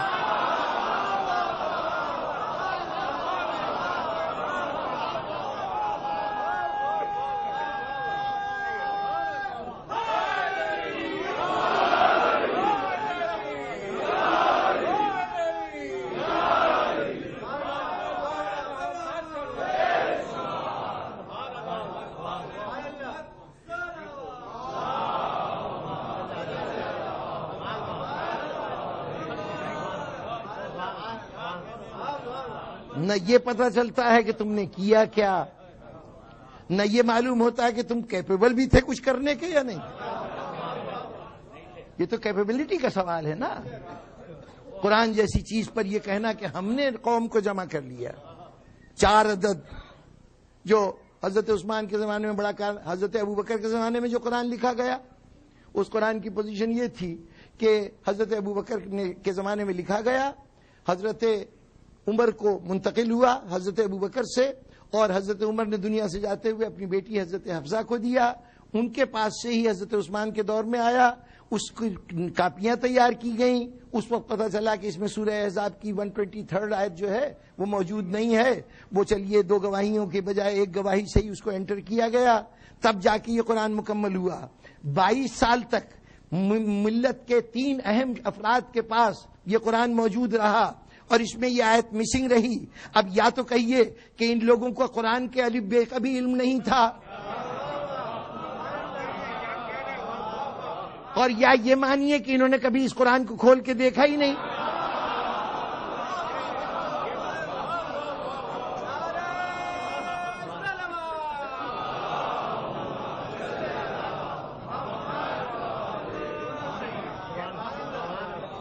اب جہاں تک اس کا تعلق ہے کہ انہوں نے اس کو دیکھا ہی نہیں، پڑھا ہی نہیں، یہ یعنی جو پہلی بات ہے کہ یہ ان کو پتا نہیں تھا، وہ بات تو ذرا مشکل سی ہے، بڑی محترم شخصیتیں ہیں، سارا قرآن ان کے سامنے نازل ہوا ہے، پتا تو ضرور ہوگا، لیکن اس قرآن کو کبھی کھول کے دیکھا نہیں۔ جب کھول کے انہوں نے نہیں دیکھا، جنہوں نے یہ قرآن لکھوایا تھا، تو ملت کو اس قرآن سے کیا فائدہ پہنچا؟ بھائی پھر اس قرآن سے ہمارا کیا تعلق ہے؟ یہ وی آئی پی قرآن تھا، وی آئی پیز کے پاس رہا ان کی کسٹڈی میں، اور اس کے بعد جب حضرت عثمان کا دور گزر گیا، یہ اصرار کیا گیا کہ یہ قرآن ہمیں دے دو۔ جناب حفصہ نے کہا کہ نہیں، میں اسے تمہیں دوں گی نہیں، پرماننٹ بیسس پہ نقل کرنے کے لیے لے لو۔ بعد میں واپس لے گئیں۔ مروان ابن حکم نے اس قرآن کو منگایا، صحیح بخاری کا وہ اردو ترجمہ جو مولانا وحید الزمان نے کیا ہے، اس کے حاشیے میں یہ بات لکھی ہوئی ہے کہ اس قرآن کو حضرت یہ مروان ابن حکم نے منگوایا، اور منگوانے کے بعد نظر آتش کر دیا، جلا دیا۔ پوچھا گیا کیوں جلا دیا؟ کہا اگر یہ قرآن رہتا تو مسلمانوں میں تفرقہ پیدا ہو جاتا۔ یعنی صرف وہی ایک غلطی نہیں تھی، ابھی نہ معلوم کتنی غلطیاں تھیں کہ اگر ایکسپوز ہو جاتا کہ یہ قرآن کیسا ہے۔ اچھا، اب اس قرآن میں جو اتنے دن غلطی رہی اور پتہ نہیں چلا، ایک غلطی تو حضرت ابوبکر کے دور میں پوائنٹ آؤٹ ہوئی نا کہ سورہ توبہ کی 2 آیتیں تلاش ہو رہی ہیں، نہیں مل رہی، ایک آدمی کے پاس سے ملی، دوسرا کوئی گواہ نہیں۔ ارے قرآن کی کوئی دوسری سورہ ہوتی تو میں سمجھتا کہ چلیے حضرت ابوبکر کی نظر سے نہیں گزری ہوگی، انہیں نہیں یاد ہوگی۔ سورہ توبہ، اس کا دوسرا نام ہے سورہ برات۔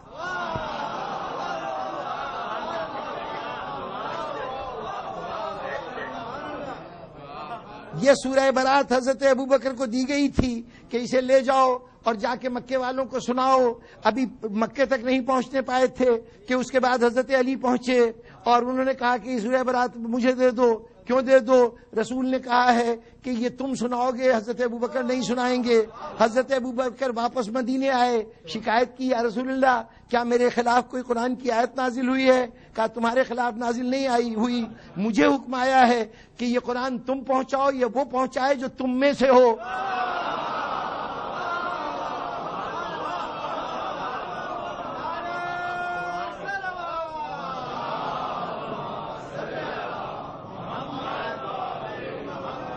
اب میری تو سمجھ میں یہ آتا ہے،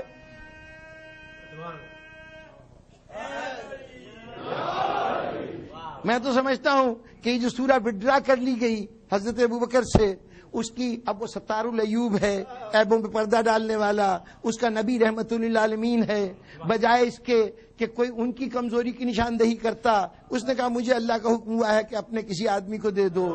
شاید وجہ یہی ہو، یعنی وجوہات میں سے ایک وجہ یہ ہو کہ ایسے کو سورہ دے کے کیا فائدہ کہ جو سورہ سنانے جا رہا ہے اسے 1 سال کے بعد یہ بھی پتہ نہیں ہوگا کہ اس کے اندر کی کون سی آیت اس میں ہے اور کون سی نہیں ہے۔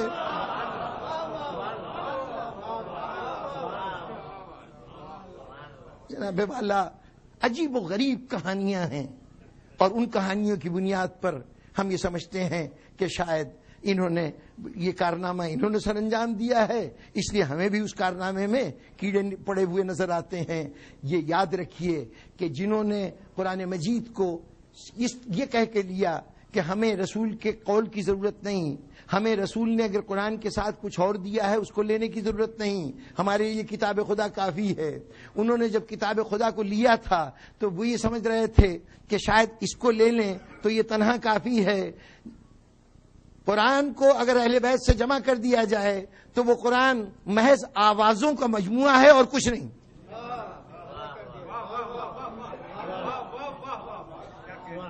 بھائی اگر میں کہوں لفظ پانی اور اس لفظ کے کہنے کے نتیجے میں آپ کے ذہن میں اس چیز کا تصور نہ آئے کہ جو پیاس بجھاتی ہے، تو یہ لفظ جو میں نے پانی کہا یہ صرف ایک ساؤنڈ ہے نا۔ ساؤنڈ اسی وقت بامانی بنتی ہے جب معنی موجود ہو۔ قرآن مجید کی ڈکشنری کا نام ہے اہل بیت۔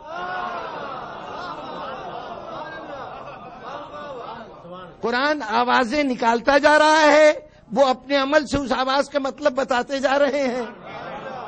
اب اگر ان کو نکال دیا جائے، ان کو نہ لیا جائے، صرف الفاظ لیے جائیں تو وہ محض آوازیں ہی ہوں گی نا. لیکن وہ تو محض آوازیں لے کے گئے تھے. آپ کی رسول سے ڈیل یہ ہوئی ہے کہ اس نے کہا 2 چیزیں چھوڑ کے جا رہا ہوں، کتاب و اہل بیت. آپ نے اس پیکج کو قبول کیا ہے. جس طرح آپ پر واجب ہے کہ اہل بیت پر کوئی انگلی اٹھائے تو دفاع کرنا آپ کی ذمہ داری ہے. قرآن پر بھی کوئی اعتراض آتا ہے اس کے ذمہ دار آپ ہیں، کوئی اور نہیں.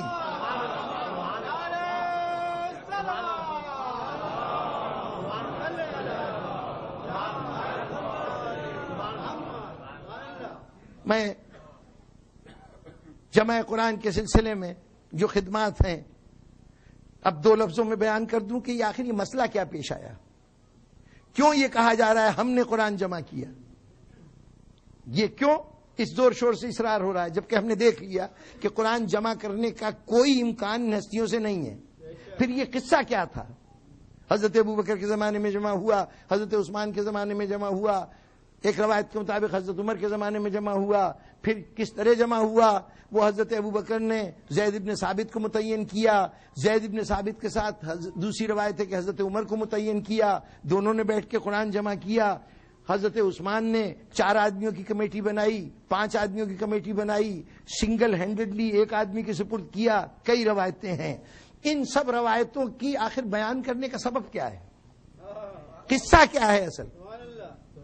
بس کسی لمبی بحث میں نہیں، ایک مثال عرض کر دوں.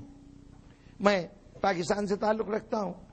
پاکستان ہو یا ہندوستان ہو، دونوں جگہ صورتحال یہ ہے کہ ماشاءاللہ سے بلکہ مسلم دنیا میں اہل بیت کی روحانیت سے بے نیاز ہونے والوں نے پھر بہت سے روحانی مراکز بنائے جن کو ہم پیر صاحبان کہتے ہیں. وہ جگہ جگہ روحانیت کے مظاہرے کرنے لگے. ہم نے ان کی دربار میں جا کے ان کی بیعت کرنی شروع کر دی. اب عہدہ ایسا ہے کہ لوگوں نے اپنے پیر کو عزت بھی دی اور ماشاءاللہ سے اس کے معاشی حالات کا بھی خیال رکھا. نظر نیاز کی صورت میں اس کی خدمت کرتے رہے. اب جس عہدے میں، جس منصب پہ عزت بھی مل رہی ہو، 4 پیسے بھی مل رہے ہوں، ہر آدمی کوشش کرے گا کہ کاش اس منصب پہ میں بیٹھا ہوں. تو اکثر پیر صاحبان جب دنیا سے گزر جاتے تھے تو ان کے مریدوں میں یہ جھگڑا ہوتا تھا کہ ان کا جانشین کون ہے. جانشین کے لیے لفظ استعمال ہوتا تھا سجادہ نشین، یعنی وہ جس مسلح پہ نماز پڑھ رہے تھے اب اس مسلح پہ کون بیٹھے گا. تو پھر اس کے لیے عام طور پر 2-3 طریقے رائج ہوئے کہ کبھی یہ ہوا کہ پیر صاحب نے اپنی زندگی میں کسی کو اپنی پگڑی اتار کے دے دی تھی، دستار دے دی تھی، تو کہا یہ جس کو دستار ملی ہے یہ مرید ہے، یہ وہ مرید ہے کہ جو ان کی جگہ پہ جانشین ہے. کبھی یہ ہوا کہ پیر صاحب نے اپنے خرقہ جو اپنے اوپر کندھے پہ ڈال رکھا ہے، چادر کہہ لیجئے، وہ اتار کے کسی کے کندھے پہ ڈال دی تو انہوں نے کہا یہ ہے وہ جس کو جانشین بنایا گیا ہے. پیر صاحبان کا ایک جھنڈا ہوا کرتا تھا، کبھی اس نے جھنڈا اپنا کسی کو دے دیا تو انہوں نے کہا یہ جانشین ہے. اب کبھی دستار ملنے سے جانشین، کبھی چادر ملنے سے جانشین، کبھی جھنڈا ملنے سے جانشین. ہمارے ہاں بہت سے خاندان ہیں جو ان حوالوں سے جانے جاتے ہیں. سیاست کی دنیا میں ایک مشہور خاندان ہے، وہ پیر صاحبان، اس کے ساتھ لفظ استعمال ہوتا ہے پگارا، یا سندھی میں پگارو کہتے ہیں. پگارو کا مطلب ہے کہ ان کے بزرگوں کو پگڑی ملی تھی پیر صاحب کی، اس کی وجہ سے یہ سجادہ نشین ہے.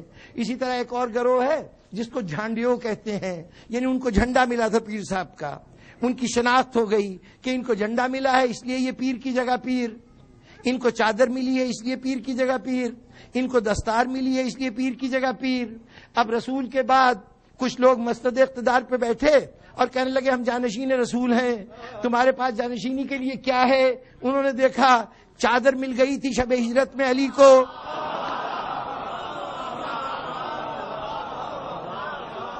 چادر مل گئی تھی شب ہجرت میں علی کو، خرقہ پگڑی مل گئی تھی خیبر کے دن، علی کے سر پہ خود دستار باندھا تھا، خندق کے دن خود دستار باندھی تھی، جھنڈا مل گیا تھا خیبر کے دن.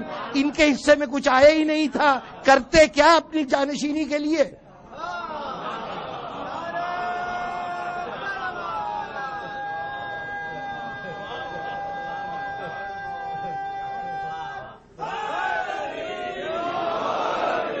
بھائی کوئی تو چیز ہو جس سے اپنی ایسوسیشن ثابت کر سکیں کہ ہم رسول سے تعلق رکھتے ہیں.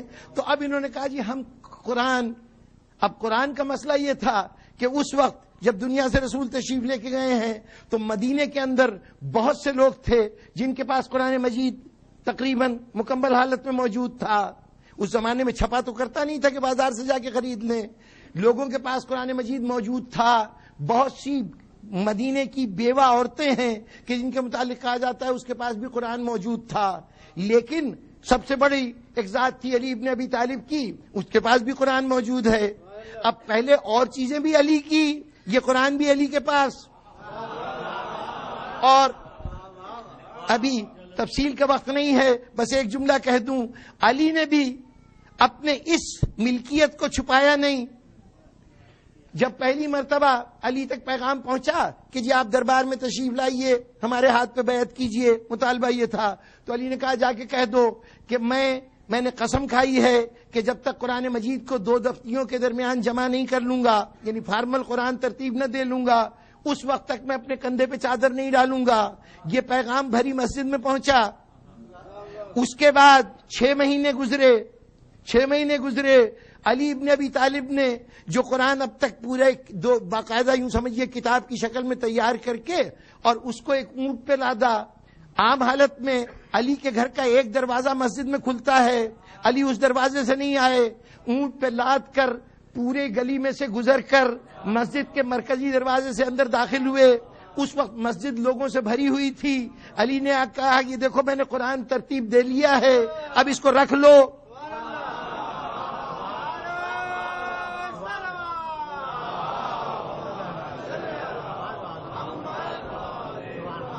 ابھی تک قرآن سے غافل بیٹھے ہوئے تھے. علی نے بھی کوئی پردہ نہیں رکھا, بھرے مجمع میں آ کے اعلان کیا دیکھو قرآن میرے پاس ہے, مجھ سے لے لو. اگر علی سے قرآن لے لیں تو دنیا کو کیا منہ دکھائیں.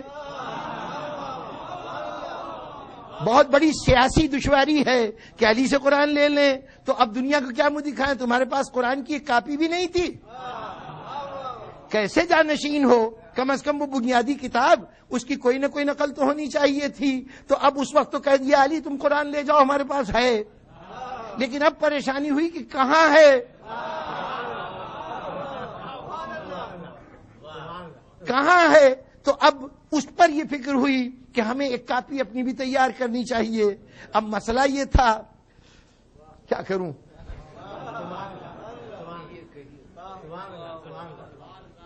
ایک دفعہ میرا ٹیلی ویژن یہ میں عرض کر دوں کہ جن زید بن ثابت کو پکڑا گیا, یہ اب ایک لمبی کہانی ہے کہ زید بن ثابت جو ہیں یہ ان لوگوں میں سے ہیں کہ جس وقت بدر کی لڑائی ہوئی تھی تو بدر میں 70 آدمی کفار کے گرفتار ہوئے تھے. حضور نے ان کے اوپر جنگ میں حصہ لینے اور مسلمانوں کے لیے مصیبت کریٹ کرنے کی سزا یہ رکھی کہ تم اب جو قیدی ہو تو اتنی رقم جمع کراؤ تب تم یہاں سے رہا ہو سکتے ہو. لیکن ان میں سے جو لوگ پڑھے لکھے تھے ان کے لیے رسالت مآب نے یہ ارشاد فرمایا کہ تمہیں اس کی ضرورت نہیں ہے پیسے دینے کی. تم میں سے ہر پڑھا لکھا آدمی اگر مدینے کے 10 بچوں کو لکھنا پڑھنا سکھا دے تو وہ رہا ہو جائے گا. اس سے اندازہ لگائیے کہ رسول کی نگاہ میں علم کی کتنی اہمیت ہے. پڑھنے لکھنے کو انسان کی آزادی کے ہم پلہ قرار دے رہے ہیں. اچھا, تو جن مدینے کے لڑکوں کو تعلیم دی گئی تھی ان میں سے ایک زید بن ثابت بھی تھے. اب کاش وقت ہوتا کہ میں ان کے مزید قواعد بتاتا کہ یہ حکمرانوں کی نظر میں کیوں نمایاں ہو گئے تھے. چھوڑیے ان سب باتوں کو. وہ زید بن ثابت ان کے پاس حضرت ابو بکر گئے اور ان سے جا کے کہا کہ بھائی وہ ہمارے لیے قرآن مجید لکھ دو. وہ کہنے لگے کہ صاحب یہ تو بڑا مشکل کام ہے, جب رسول نے نہیں کیا تو آپ کیوں کر رہے ہیں. یعنی یہ جملہ کہا گیا کہ رسول نے جب یہ کام نہیں کیا تو آپ کیوں کر رہے ہیں. انہوں نے کہا نہیں بھائی اس کو تو کرنا پڑے گا. اب اگر یہ آپ کہتے ہیں کہ رسول نے نہیں کیا تو پھر تو آپ جو کرنے جا رہے ہیں وہ بدعت ہے.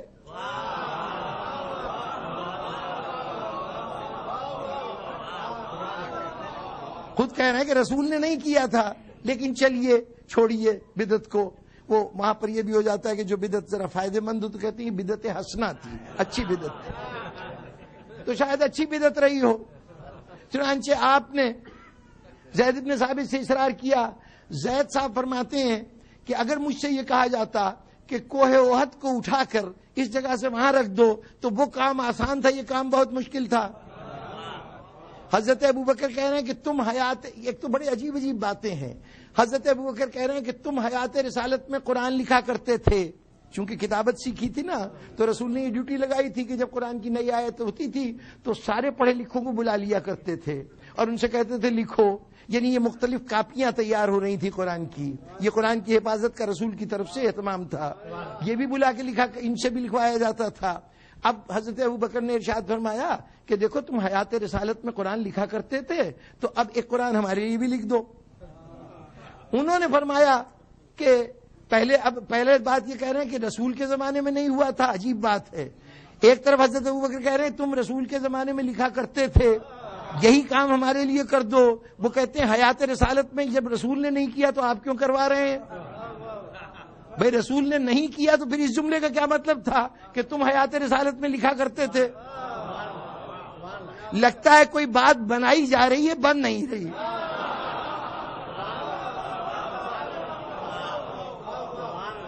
اچھا، اب اس کے بعد جب وہ بہت دباؤ پڑا کہ ضرور لکھو، تو انہوں نے کہا کہ اگر مجھ سے یہ کہتے کہ اس کوہ احد کو، ایک پہاڑ ہے مدینے کے ساتھ، کہا اس احد کو اٹھا کے یہاں سے وہاں رکھ دو تو وہ آسان تھا، یہ کام مشکل ہے، یہ انہوں نے ارشاد فرمایا۔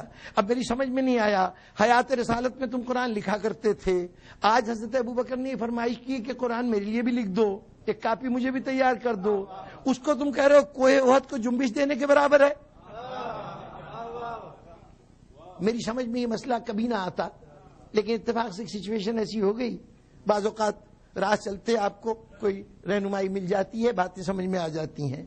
ایک دفعہ ابھی شروع میں ٹیلی ویژن آئے تھے، اس میں ٹیوبیں استعمال ہوتی تھیں، اب تو بہت زیادہ ہلکی بھلکی چیز ہو گئی ہے، تو اس زمانے میں اتفاق سے ایک دن چلتے چلتے ٹیلی ویژن خاموش ہو گیا، کچھ نہیں ہو رہا، تو ریڈیو خراب ہوتا تھا تو اس کے اوپر 2-4 ہاتھ مارا کرتے تھے۔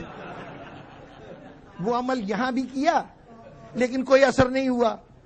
اب بڑے پریشان، ایک صاحب جن کی باقاعدہ دکان تھی اور خراب ٹی وی ٹھیک کیا کرتے تھے، ان سے رابطہ کیا، جا کے فریاد کی، ٹی وی ہمارا جواب دے گیا ہے۔ ان کا جناب اس طرح تو کچھ نہیں ہو سکتا، لے کے آئیے دیکھو ہم۔ اب وہ ایک مصیبت تھی، اچھا خاصا بھاری بھرکم ٹی وی، چنانچہ کرائے کی گاڑی لی گئی، اس پہ لاد کے لے کے گئے، جا کے ان کے سامنے رکھا۔ ان کا ٹھیک ہے چھوڑ جائیے۔ ہم نے کہا بھائی دیکھ لیجئے، بتا دیجئے کیا خرابی ہے۔ ان کا اتنی جلدی، اتنی بڑی خرابی اور ایسے منٹوں میں پتہ چل جائے گی، مجھے پوری طرح سے کھول کے دیکھنا پڑے گا۔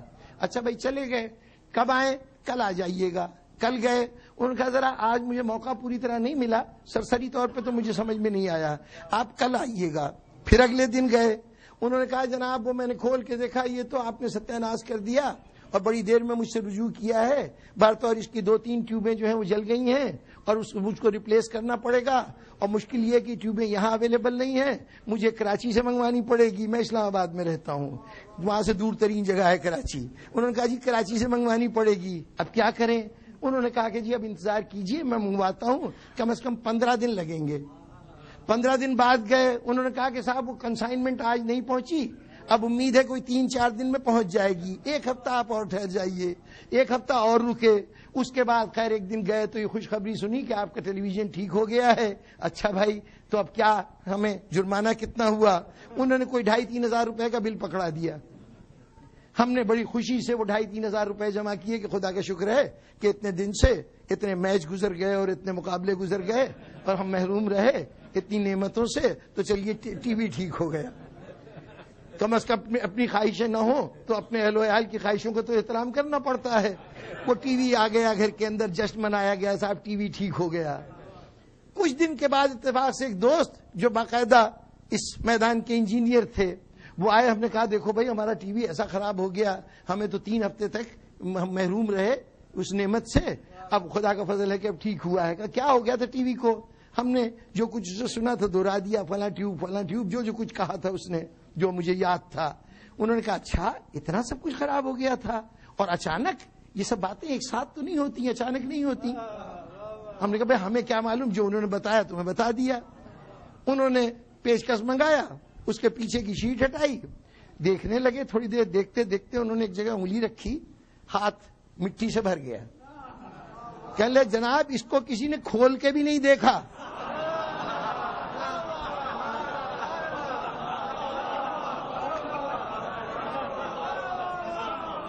کہا پھر اس نے تو کہا تھا ٹیوبیں بدلی اور یہ کیا اور وہ کیا. انہوں نے کہا بھائی معاملہ اتنا تھا, اس کے اندر 8 آنے کا ایک فیوز پڑتا ہے, وہ فیوز اڑ گیا تھا, اس نے وہ فیوز چینج کیا اور کچھ نہیں کیا. ارے بھائی یعنی اس نے تو ہم سے 3000 روپے لے لیے, وہ تو کراچی سے اس نے منگایا تھا. اس نے کہا کراچی سے منگوانے کی کہانی نہ سناتا تو تم 3000 دے دیتے اس کو.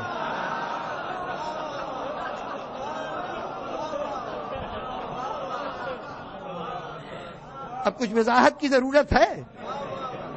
حیات رسالت میں لکھا کرتا تھا, لیکن اب لکھوں تو ایسا لگتا ہے کہ اسے کوہ ہوت کو اٹھا کے یہاں سے وہاں رکھنا ہے. معلوم ہے کہ ان کو آتا جاتا تو کچھ نہیں.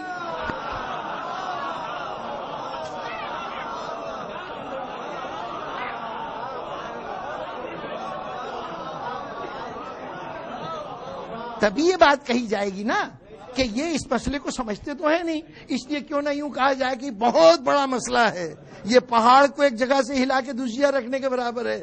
تبھی پھر کچھ معاوضہ بھی ملے گا, کچھ صلہ بھی ملے گا.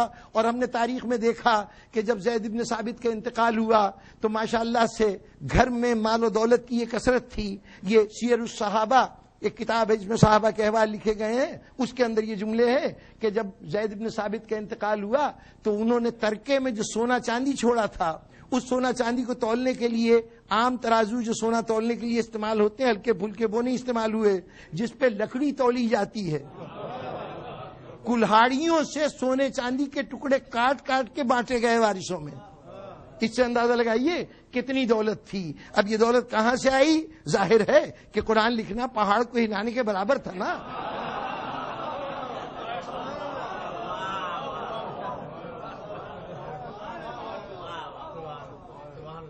بس جناب والا, آج تک کی کہی ہوئی بات کو ذہن میں رکھیے, اور یہ بات بالکل واضح ہو جانی چاہیے کہ کوئی کلیم قرآن مجید کو جمع کرنے کے متعلق جو کیا گیا ہے, اصحاب رسول کی طرف سے کسی کی توہین مقصود نہیں, کسی کے کردار کی عظمت کو گھٹانا مقصود نہیں. جو جس میدان میں جتنا بڑا تھا اس اعتبار سے بڑا ہوگا.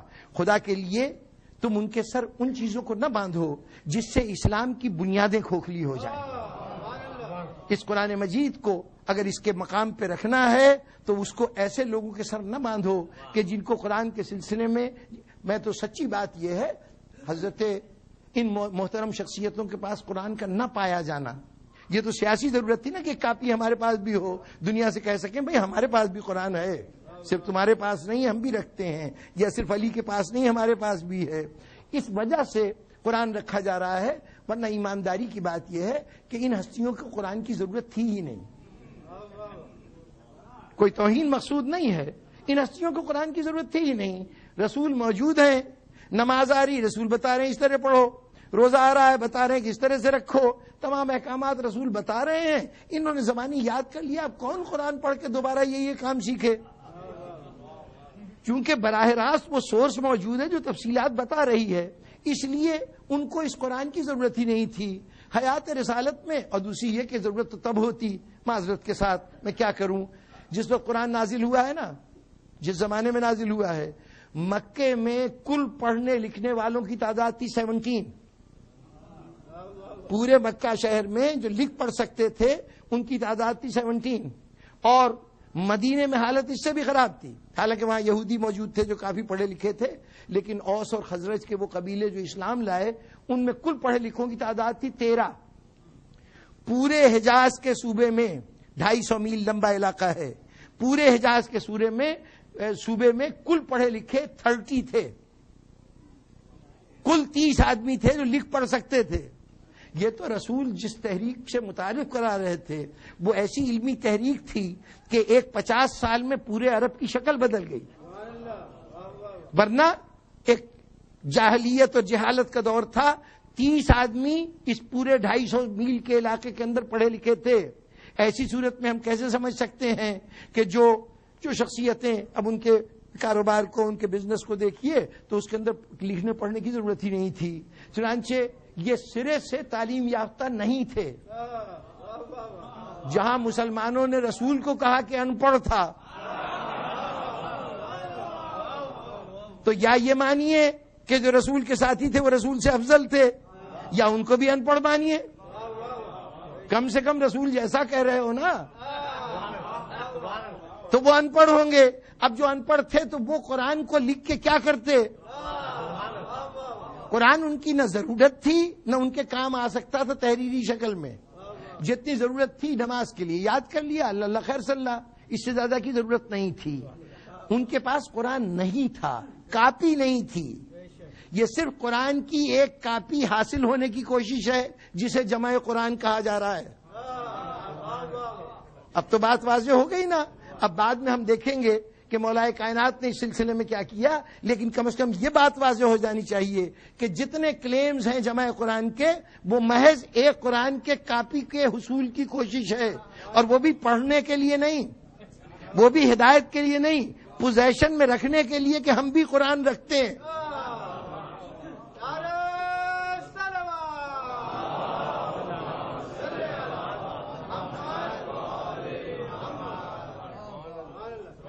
قرآن سے کبھی تعلق ہوتا تو پھر اس قابل بھی ہوتے کہ شاید اپنے طور پر لکھ سکتے. اگر حافظ قرآن تھے تو خود لکھ کے دکھاتے، اگر قرآن کا علم تھا تو خود اس کو جمع کرتے. یہ جو ایک کرائے کا آدمی لایا گیا اور وہ بھی اتنا مہنگا، یہ اس مہنگے منشی کا حاصل کرنا یہ صرف اس لیے تھا کہ وہ ٹھیک ہے، یہ کوئی عیب کی بات نہیں ہے. اس عہد میں سبھی لوگ پڑھے لکھے نہیں تھے، تو اگر وہ پڑھے لکھے نہیں تھے تو اس کے لیے خام خواہ یہ بعد میں اعزاز بنایا گیا، انہوں نے جمع کیا ہے. میں نے عرض کیا کہ نہ یہ بات ثابت ہو سکتا ہے، نہ یہ بات سمجھ میں آ سکتی ہے کہ انہوں نے آیات کو جمع کر کے صورتیں بنائیں، نہ یہ سمجھ میں آتا ہے کہ صورتوں کو جمع کر کے قرآن بنایا، نہ یہ سمجھ میں آتا ہے کہ انہوں نے ایک قرأت کے اوپر جمع کیا. ان میں سے کوئی بات بھی کنونس نہیں کرتی ہمیں کہ ایسا کوئی عمل کیا ہوگا. جب یہ سب نہیں کیا تو انہوں نے قرآن کے جمع میں کوئی رول ادا نہیں کیا. لیکن کیا کریں کہ ارباب اقتدار کی طرف سے جو کچھ کہا جائے مسلمان اس وقت بھی قبول کر لیتا تھا، آج بھی قبول کر لیتا ہے. ورنہ کوئی صورت ہے کہ یزید جیسا شخص کرسی اقتدار پر بیٹھ کر دعوی حکومت کرے؟ کوئی بات نہیں.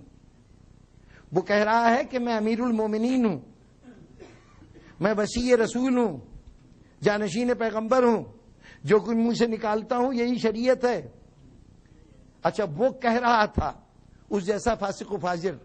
بڑی شرمناک بات تھی کہ رسول کے صرف 50 سال کے بعد، حضور کو دنیا سے گئے ہوئے صرف 50 سال ہوئے ہیں، اور اس کے اندر کوئی شخص ان کی مسند پہ بیٹھ کے یہ کہے کہ میں ان کا جانشین ہوں اور میں وہی پوزیشن رکھتا ہوں جو نبی کی پوزیشن تھی، میرا کہا ہوا حلال حلال ہے اور میرا کہا ہوا حرام حرام ہے.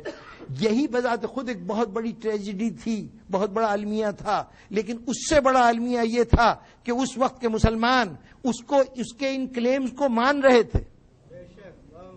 اس وقت کے مسلمان کوئی معمولی لوگ نہیں ہیں، کوئی صحابہ کرام ہیں، ورنہ تابعی تو سب ہیں. صحابہ سب نہ صحیح لیکن تابعی تو سب ہے نا. یعنی وہ لوگ جنہوں نے صحابہ کو دیکھا ہے. جب اس سوسائٹی میں صحابہ موجود ہیں تو ظاہر ہے کہ اس کے بعد پھر جو باقی لوگ ہیں وہ تمام کے تمام تابعی ہوں گے جنہوں نے صحابہ کو دیکھا ہے.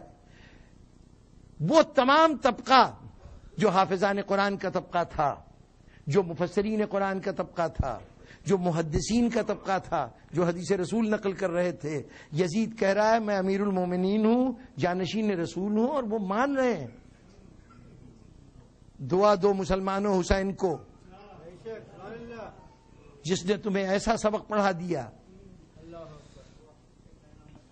بڑی تفصیلی بات تھی لیکن ایک جملہ کہہ دوں بس. یزید کہہ رہا ہے کہ میں جانشین رسول ہوں، اور اس وقت کا مسلمان جس میں ایک ایک جید لوگ، صحابہ کرام، تابعین، مفسر قرآن، جامع حدیث، ساری بڑی بڑی شخصیتیں، وہ سب مان رہی ہیں کہ یہ نائب رسول ہے، یہ امیر المومنین ہے. یہ صرف 50 سال کا عرصہ گزرا ہے حضور کو دنیا سے گئے ہوئے. اگر کسی گاڑی کے متعلق اندازہ لگانا ہے کہ جو یہاں سے روانہ ہوئی تھی فرض کیجئے کہ اب سے 5 گھنٹے پہلے، یہ حساب لگانا ہے کہ اب کہاں پہنچی ہوگی، تو اس میں طریقہ کیا ہوگا؟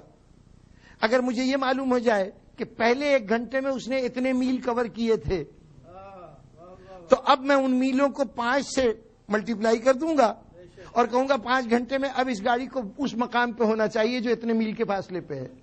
یہی طریقہ ہوگا نا. کاروان اسلام، کاروان ہدایت، اس کا ایک سفر ہے رسول سے لے کر کربلا تک، ایک سفر ہے کربلا سے لے کے ہم تک. رسول سے کربلا تک 50 سال گزرے ہیں، کربلا سے ہم تک 1450 سال گزرے ہیں. کتنا گنا ہوا؟ کم از کم 29 ٹائمز زیادہ پیریڈ گزرا ہے. اب اصولی طور پر یہ معلوم کرنے کے لیے کہ آج کاروان اسلام کو کہاں ہونا چاہیے، یہ دیکھیے کہ 50 سالوں میں کہاں تک پہنچا تھا، اور پھر اس کیفیت کو 29 سے ملٹیپلائی کیجئے، پھر پتہ چلے گا آج کہاں پہنچا. 50 سال میں وہ جو مسند رسول کا تھا، معصوم ہستی کا تھا، جہاں عیب کی گنجائش نہیں تھی، گناہ کی گنجائش نہیں تھی، وہاں ایک فاسق و فاجر، ایک شرابی، ایک تمام حدود شریعت کو نظر انداز کرنے والا شخص بیٹھا ہے اور کہہ رہا ہے میں اس کا جانشین ہوں، میں امیر المومنین ہوں. اگر 50 سال میں اسلامی ضمیر اس مقام تک پہنچ گیا کہ تخت پہ بیٹھے ہوئے یزید کو نائب رسول سمجھ رہا ہو، تو آج 29 ٹائمز اس کیفیت کو ضرب دیجئے. آج تو کائنات کا اس سے بدترین انسان، خود شیطان آ کے کہتا میں شیطان تم سے کہہ رہا ہوں میں تمہارے رسول کا جانشین ہوں، تو مسلمان مان رہا ہوتا کہ نہ مان رہا ہوتا؟ بھئی یہی ہونا چاہیے تھا نا. جبکہ قاعدہ یہ ہو کہ جب کسی چیز کو اوپر پھینکیے تو رفتہ رفتہ اس کی رفتار آہستہ ہوتی جاتی ہے، اور جب اوپر سے نیچے آ رہی ہے تو اب یہ فزکس والے بتائیں گے کہ صاحب وہ ہر سیکنڈ پہ اس کی رفتار 32 فیٹ مزید بڑھ جاتی ہے. ایکسلریشن کہا جاتا ہے کہ وہ 32 پر سیکنڈ کے حساب سے فیٹ اس کی رفتار بڑھتی جاتی ہے. اسلام ابتدا میں حیات رسالت میں ایک پست معاشرے کو ترقی دے کے رسول نے ایک بلند مقام پہ پہنچایا تھا. وہ رسول کے فوراً بعد زوال کی طرف چلنے لگا. 50 سال میں اتنا زوال آیا کہ یزید جیسا شخص کہے میں امیر المومنین اور مسلمان مانے. سوچئے کتنی سپیڈ بڑھ چکی ہوتی 1450 سال میں. آج اسلامی معاشرہ کہاں ہوتا؟ کوئی اچھائی کی ویلیو مسلم سوسائٹی میں باقی ہی نہ ہوتی. دین تمام تر سوائے برائیوں کے اور کچھ نہ رہ جاتا. یہی ہوتا نا. لیکن ہوا کیا؟ یزید جیسا شخص کہہ رہا ہے کہ میں نائب رسول ہوں، دنیا مان رہی ہے. وہ کہہ رہا ہے میں امیر المومنین ہوں، دنیا مان رہی ہے. 1450 سال گزر گئے. یزید کو دنیا سے گئے ہوئے 1450 سال گزر گئے. کربلا کو ہوئے 1450 سال ہو گئے. ان 1450 سال میں سوسائٹی کہاں پہنچی؟ پہنچنا کہاں تھا؟ پہنچی کہاں؟ کہ آج یزید کا ہونا تو بڑی دور کی بات ہے، یزید کی صفات میں سے ایک صفت رکھنے والا کوئی شخص یہ کہے کہ میں نماز کی امامت کروں گا تو اس کو دنیا پیش نماز ماننے کو تیار نہیں.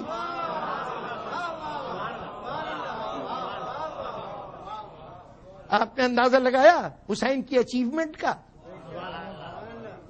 جہاں تک پہنچا تھا اسلامی معاشرہ اس کو کھینچ کر حسین نے واپس کیا، اور پھر ایسا واپس کیا کہ اب دنیا کا کوئی شخص بھی مسند اقتدار پر بیٹھ کر یہ نہیں کہہ سکتا کہ میں نائب رسول ہوں. یزیدی صفت کو مسلم معاشرے نے قبول کرنے سے انکار کر دیا. آج کا معاشرہ اگر کہے کہ ہم یزید کے عہد کے صحابہ سے بہتر فیصلہ کر سکتے ہیں، ہم یزید کے عہد کے تابعین سے زیادہ بہتر فیصلہ کر سکتے ہیں، تو حق بجانب ہے کہنے کا مسلمان. ورنہ ذرا سوچئے تو صحیح کہ ایک معاشرہ کہاں پہنچا ہے. وہ رسول جو انسان کو شرافتوں کا درس دیتا ہے، جو ہدایت کا پیغام لے کے آئے، اس رسول کے گھرانے کے افراد اس جگہ پر جہاں لوگ جانتے ہیں کہ یہ کون ہے، کم از کم کوفہ تو جانتا تھا نا. اسی کوفہ میں علی ابن ابی طالب نے آ کے بتایا تھا کہ ہم کون لوگ ہیں، تعارف کرا چکے ہیں۔ اسی کوفے میں رسول کی نواسیاں بازاروں میں ایک چادر کا سوال کر رہی ہوں، بچے پیاس سے بےتاب ہوں اور ملت اسلامیہ ان کو پانی کا ایک جام نہ دے سکے۔ عجیب و غریب کیفیت ہو چکی تھی سرزمین کوفہ کی۔ بس امین محترم، بہت زحمت دی میں نے آپ کو، آج بس کلام ختم کرتا ہوں۔ عجیب کیفیت تھی، بس ایک منظر دکھانا چاہتا ہوں۔ پیاسے لوگ، امت کے ظلم کے ستائے ہوئے، جانتے ہیں یہ رسول زادیاں ہیں، جانتے ہیں، کوفے کے لوگ تو جانتے تھے، دمشق کے لوگوں کی آنکھوں پہ پٹی باندھ دی گئی تھی وہ اور بات تھی، لیکن کوفے کے لوگ تو پہچانتے تھے یہ کون ہے۔ اس شہر میں علی کی حکومت تھی۔ یہ زینب وہ ذات تھی کہ اگر کبھی کوفے کے معززین کی عورتیں چاہتی تھیں کہ درس قرآن حاصل کرنے کے لیے زینب کے حضور میں جائیں تو پہلے درخواست علی کی بارگاہ میں پیش کرتی تھیں، کیا نبی زادی کے پاس ہم حاضر ہو سکتے ہیں؟ آج وہی نبی زادی تھی اور بازار تھا، کہیں سے جملے کسے جا رہے تھے۔ کوئی کہہ رہا تھا کہ دیکھو حسین نے بلا وجہ یزید کے مقابلے میں بغاوت کی، بلا وجہ سینہ تان کے کھڑے ہو گئے۔ آج یہ جو کچھ ہوا ہے یہ ان کے اپنے اعمال کا نتیجہ ہے۔ زینب یہ سارے تیروں کو برداشت کرتی گئی، سارے ان الزامات کو برداشت کرتی گئی، ہوتے ہوتے ایک جگہ آئی کہ جہاں کھلا ہوا میدان تھا، بس اس میدان میں زینب نے ایک خطبہ دیا۔ اس خطبے نے جو اثرات چھوڑے ان کا اس سے اندازہ لگائیے کہ خطبہ دے رہی تھی علی کے دور کا ایک صحابی تھا عبداللہ ابن عفیف۔ یہ عبداللہ ابن عفیف وہ تھے کہ جمل میں ان کی ایک آنکھ، علی کی فوج میں علی کے ساتھی کے طور پہ لڑتے ہوئے ایک آنکھ ان کی ضائع ہو گئی تھی۔ صفین میں پھر حصہ لیا تو دوسری آنکھ بھی ضائع ہو گئی، دونوں آنکھوں سے محروم۔ اتفاق سے کہیں گزر رہے تھے، اتنے میں آواز آئی کہ کوئی خطبہ دے رہا ہے۔ ایک مرتبہ چونک کے پوچھا کیا قیامت آ گئی؟ کیا بات ہے، یہ خیال کیوں آیا؟ قیامت کہاں، ہم کوفے کے بازاروں سے گزر رہے ہیں۔ اچھا تو کیا علی دوبارہ دنیا میں آ گئے؟ کیسی بہکی بہکی باتیں کر رہے ہو عبداللہ، کیا آنکھوں کے ساتھ عقل بھی ماری گئی؟ کہا نہیں بہکی باتیں نہیں، یہ بتاؤ کہ نہ قیامت آئی نہ علی پلٹ کے آیا، تو یہ علی کے لہجے میں کلام کون کر رہا ہے؟ وہ خطبہ جس نے کوفے کے در و دیوار ہلا دیے۔ بس امین محترم ایک منزل پہ لے جانا چاہتا ہوں۔ کوفے کے بازار میں زینب نے جو خطبہ دیا، اس سے پہلے لوگ تانے دے رہے تھے، طرح طرح کی باتیں کر رہے تھے، لیکن زینب کے اس خطبے نے منظر بالکل بدل دیا۔ اب مجمع تو ہے لیکن سناٹے کی کیفیت طاری ہے، کسی میں جرت نہیں رہ گئی کہ زبان کھولے۔ اسی عالم میں ان قیدیوں کو لے جا کے اس مقام پہ کھڑا کیا گیا جسے اس وقت کا گورنر ہاؤس کہتے ہیں، دارالامارہ۔ ابن زیاد جہاں پہ تھا اس کے اندر لے جانے کے بجائے دروازے کے اوپر ان کو کھڑا کر دیا گیا، ابھی انتظار کرو۔ اب جنہوں نے زیارت کی ہے وہ ذرا تصور کریں کہ جہاں دارالامارہ ہے نا، اس کے ساتھ ہی علی کا وہ گھر ہے جس میں زینب رہتی تھی۔ کیا کچھ نہ دل پہ گزر گیا ہوگا۔ سناٹے کی کیفیت، ہر طرف لوگوں کا ہجوم، زینب کھڑی ہوئی اور قیدیوں کو لے کے اچانک زینب کے کان میں آواز آئی، شہزادی زینب میرا سلام قبول ہو۔ یہ کوفے میں مجھے شہزادی کہنے والا کون؟ یہ پتھروں کے بجائے مجھے سلام کا تحفہ دینے والا کون؟ زینب نے دائیں بائیں دیکھا، کوئی اپنا نظر نہیں آیا۔ اتنے میں نگاہ اٹھی، دیکھا کوفے کے دروازے کے ساتھ ایک سر لٹک رہا ہے۔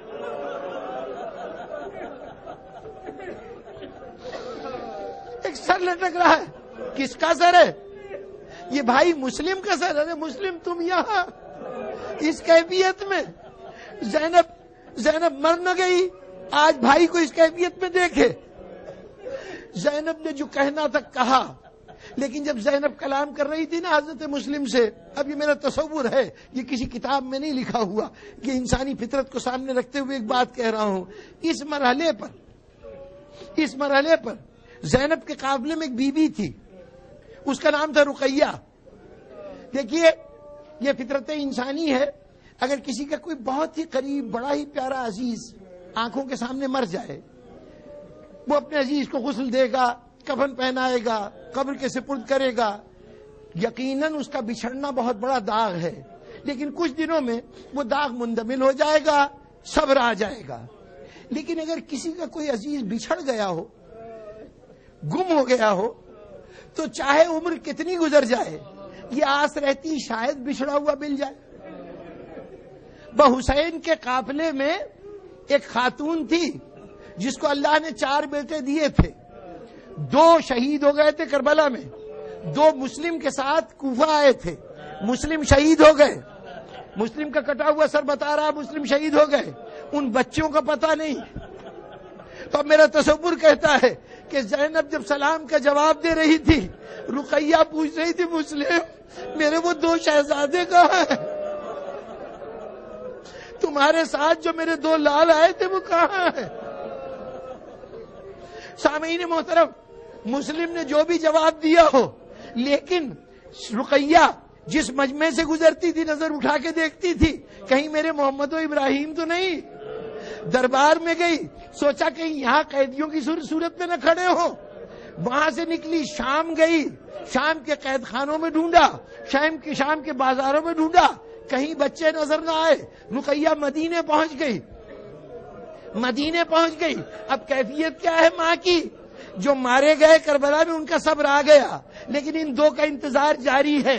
اگر کبھی گلی سے کوئی بچوں کی آواز آتی، چونک کے کھڑی ہو جاتی، میرے محمد و ابراہیم نہ آئے ہو۔ دروازے پہ دستک دے ہوتی تو فوراً چونک کے پوچھتی ذرا دیکھو تو صحیح میرے بچے تو نہیں آئے۔ بس ایک دن رقیہ گھبرا کے اٹھی، آئی سید سجاد کے پاس، بیٹا سید سجاد مجھے ایسا لگ رہا ہے جیسے محمد و ابراہیم مجھے سلام کر رہے ہیں، ان کے سلام کی آواز آ رہی ہے۔ سید سجاد اپنی جگہ سے کھڑے ہو گئے، کہا پھوپھی کہیے انا للہ و انا الیہ راجعون، آپ کے 2 لال دریائے فرات کے کنارے ذبح کر دیے گئے، انہوں نے وقت رخصت آپ کو سلام کیا۔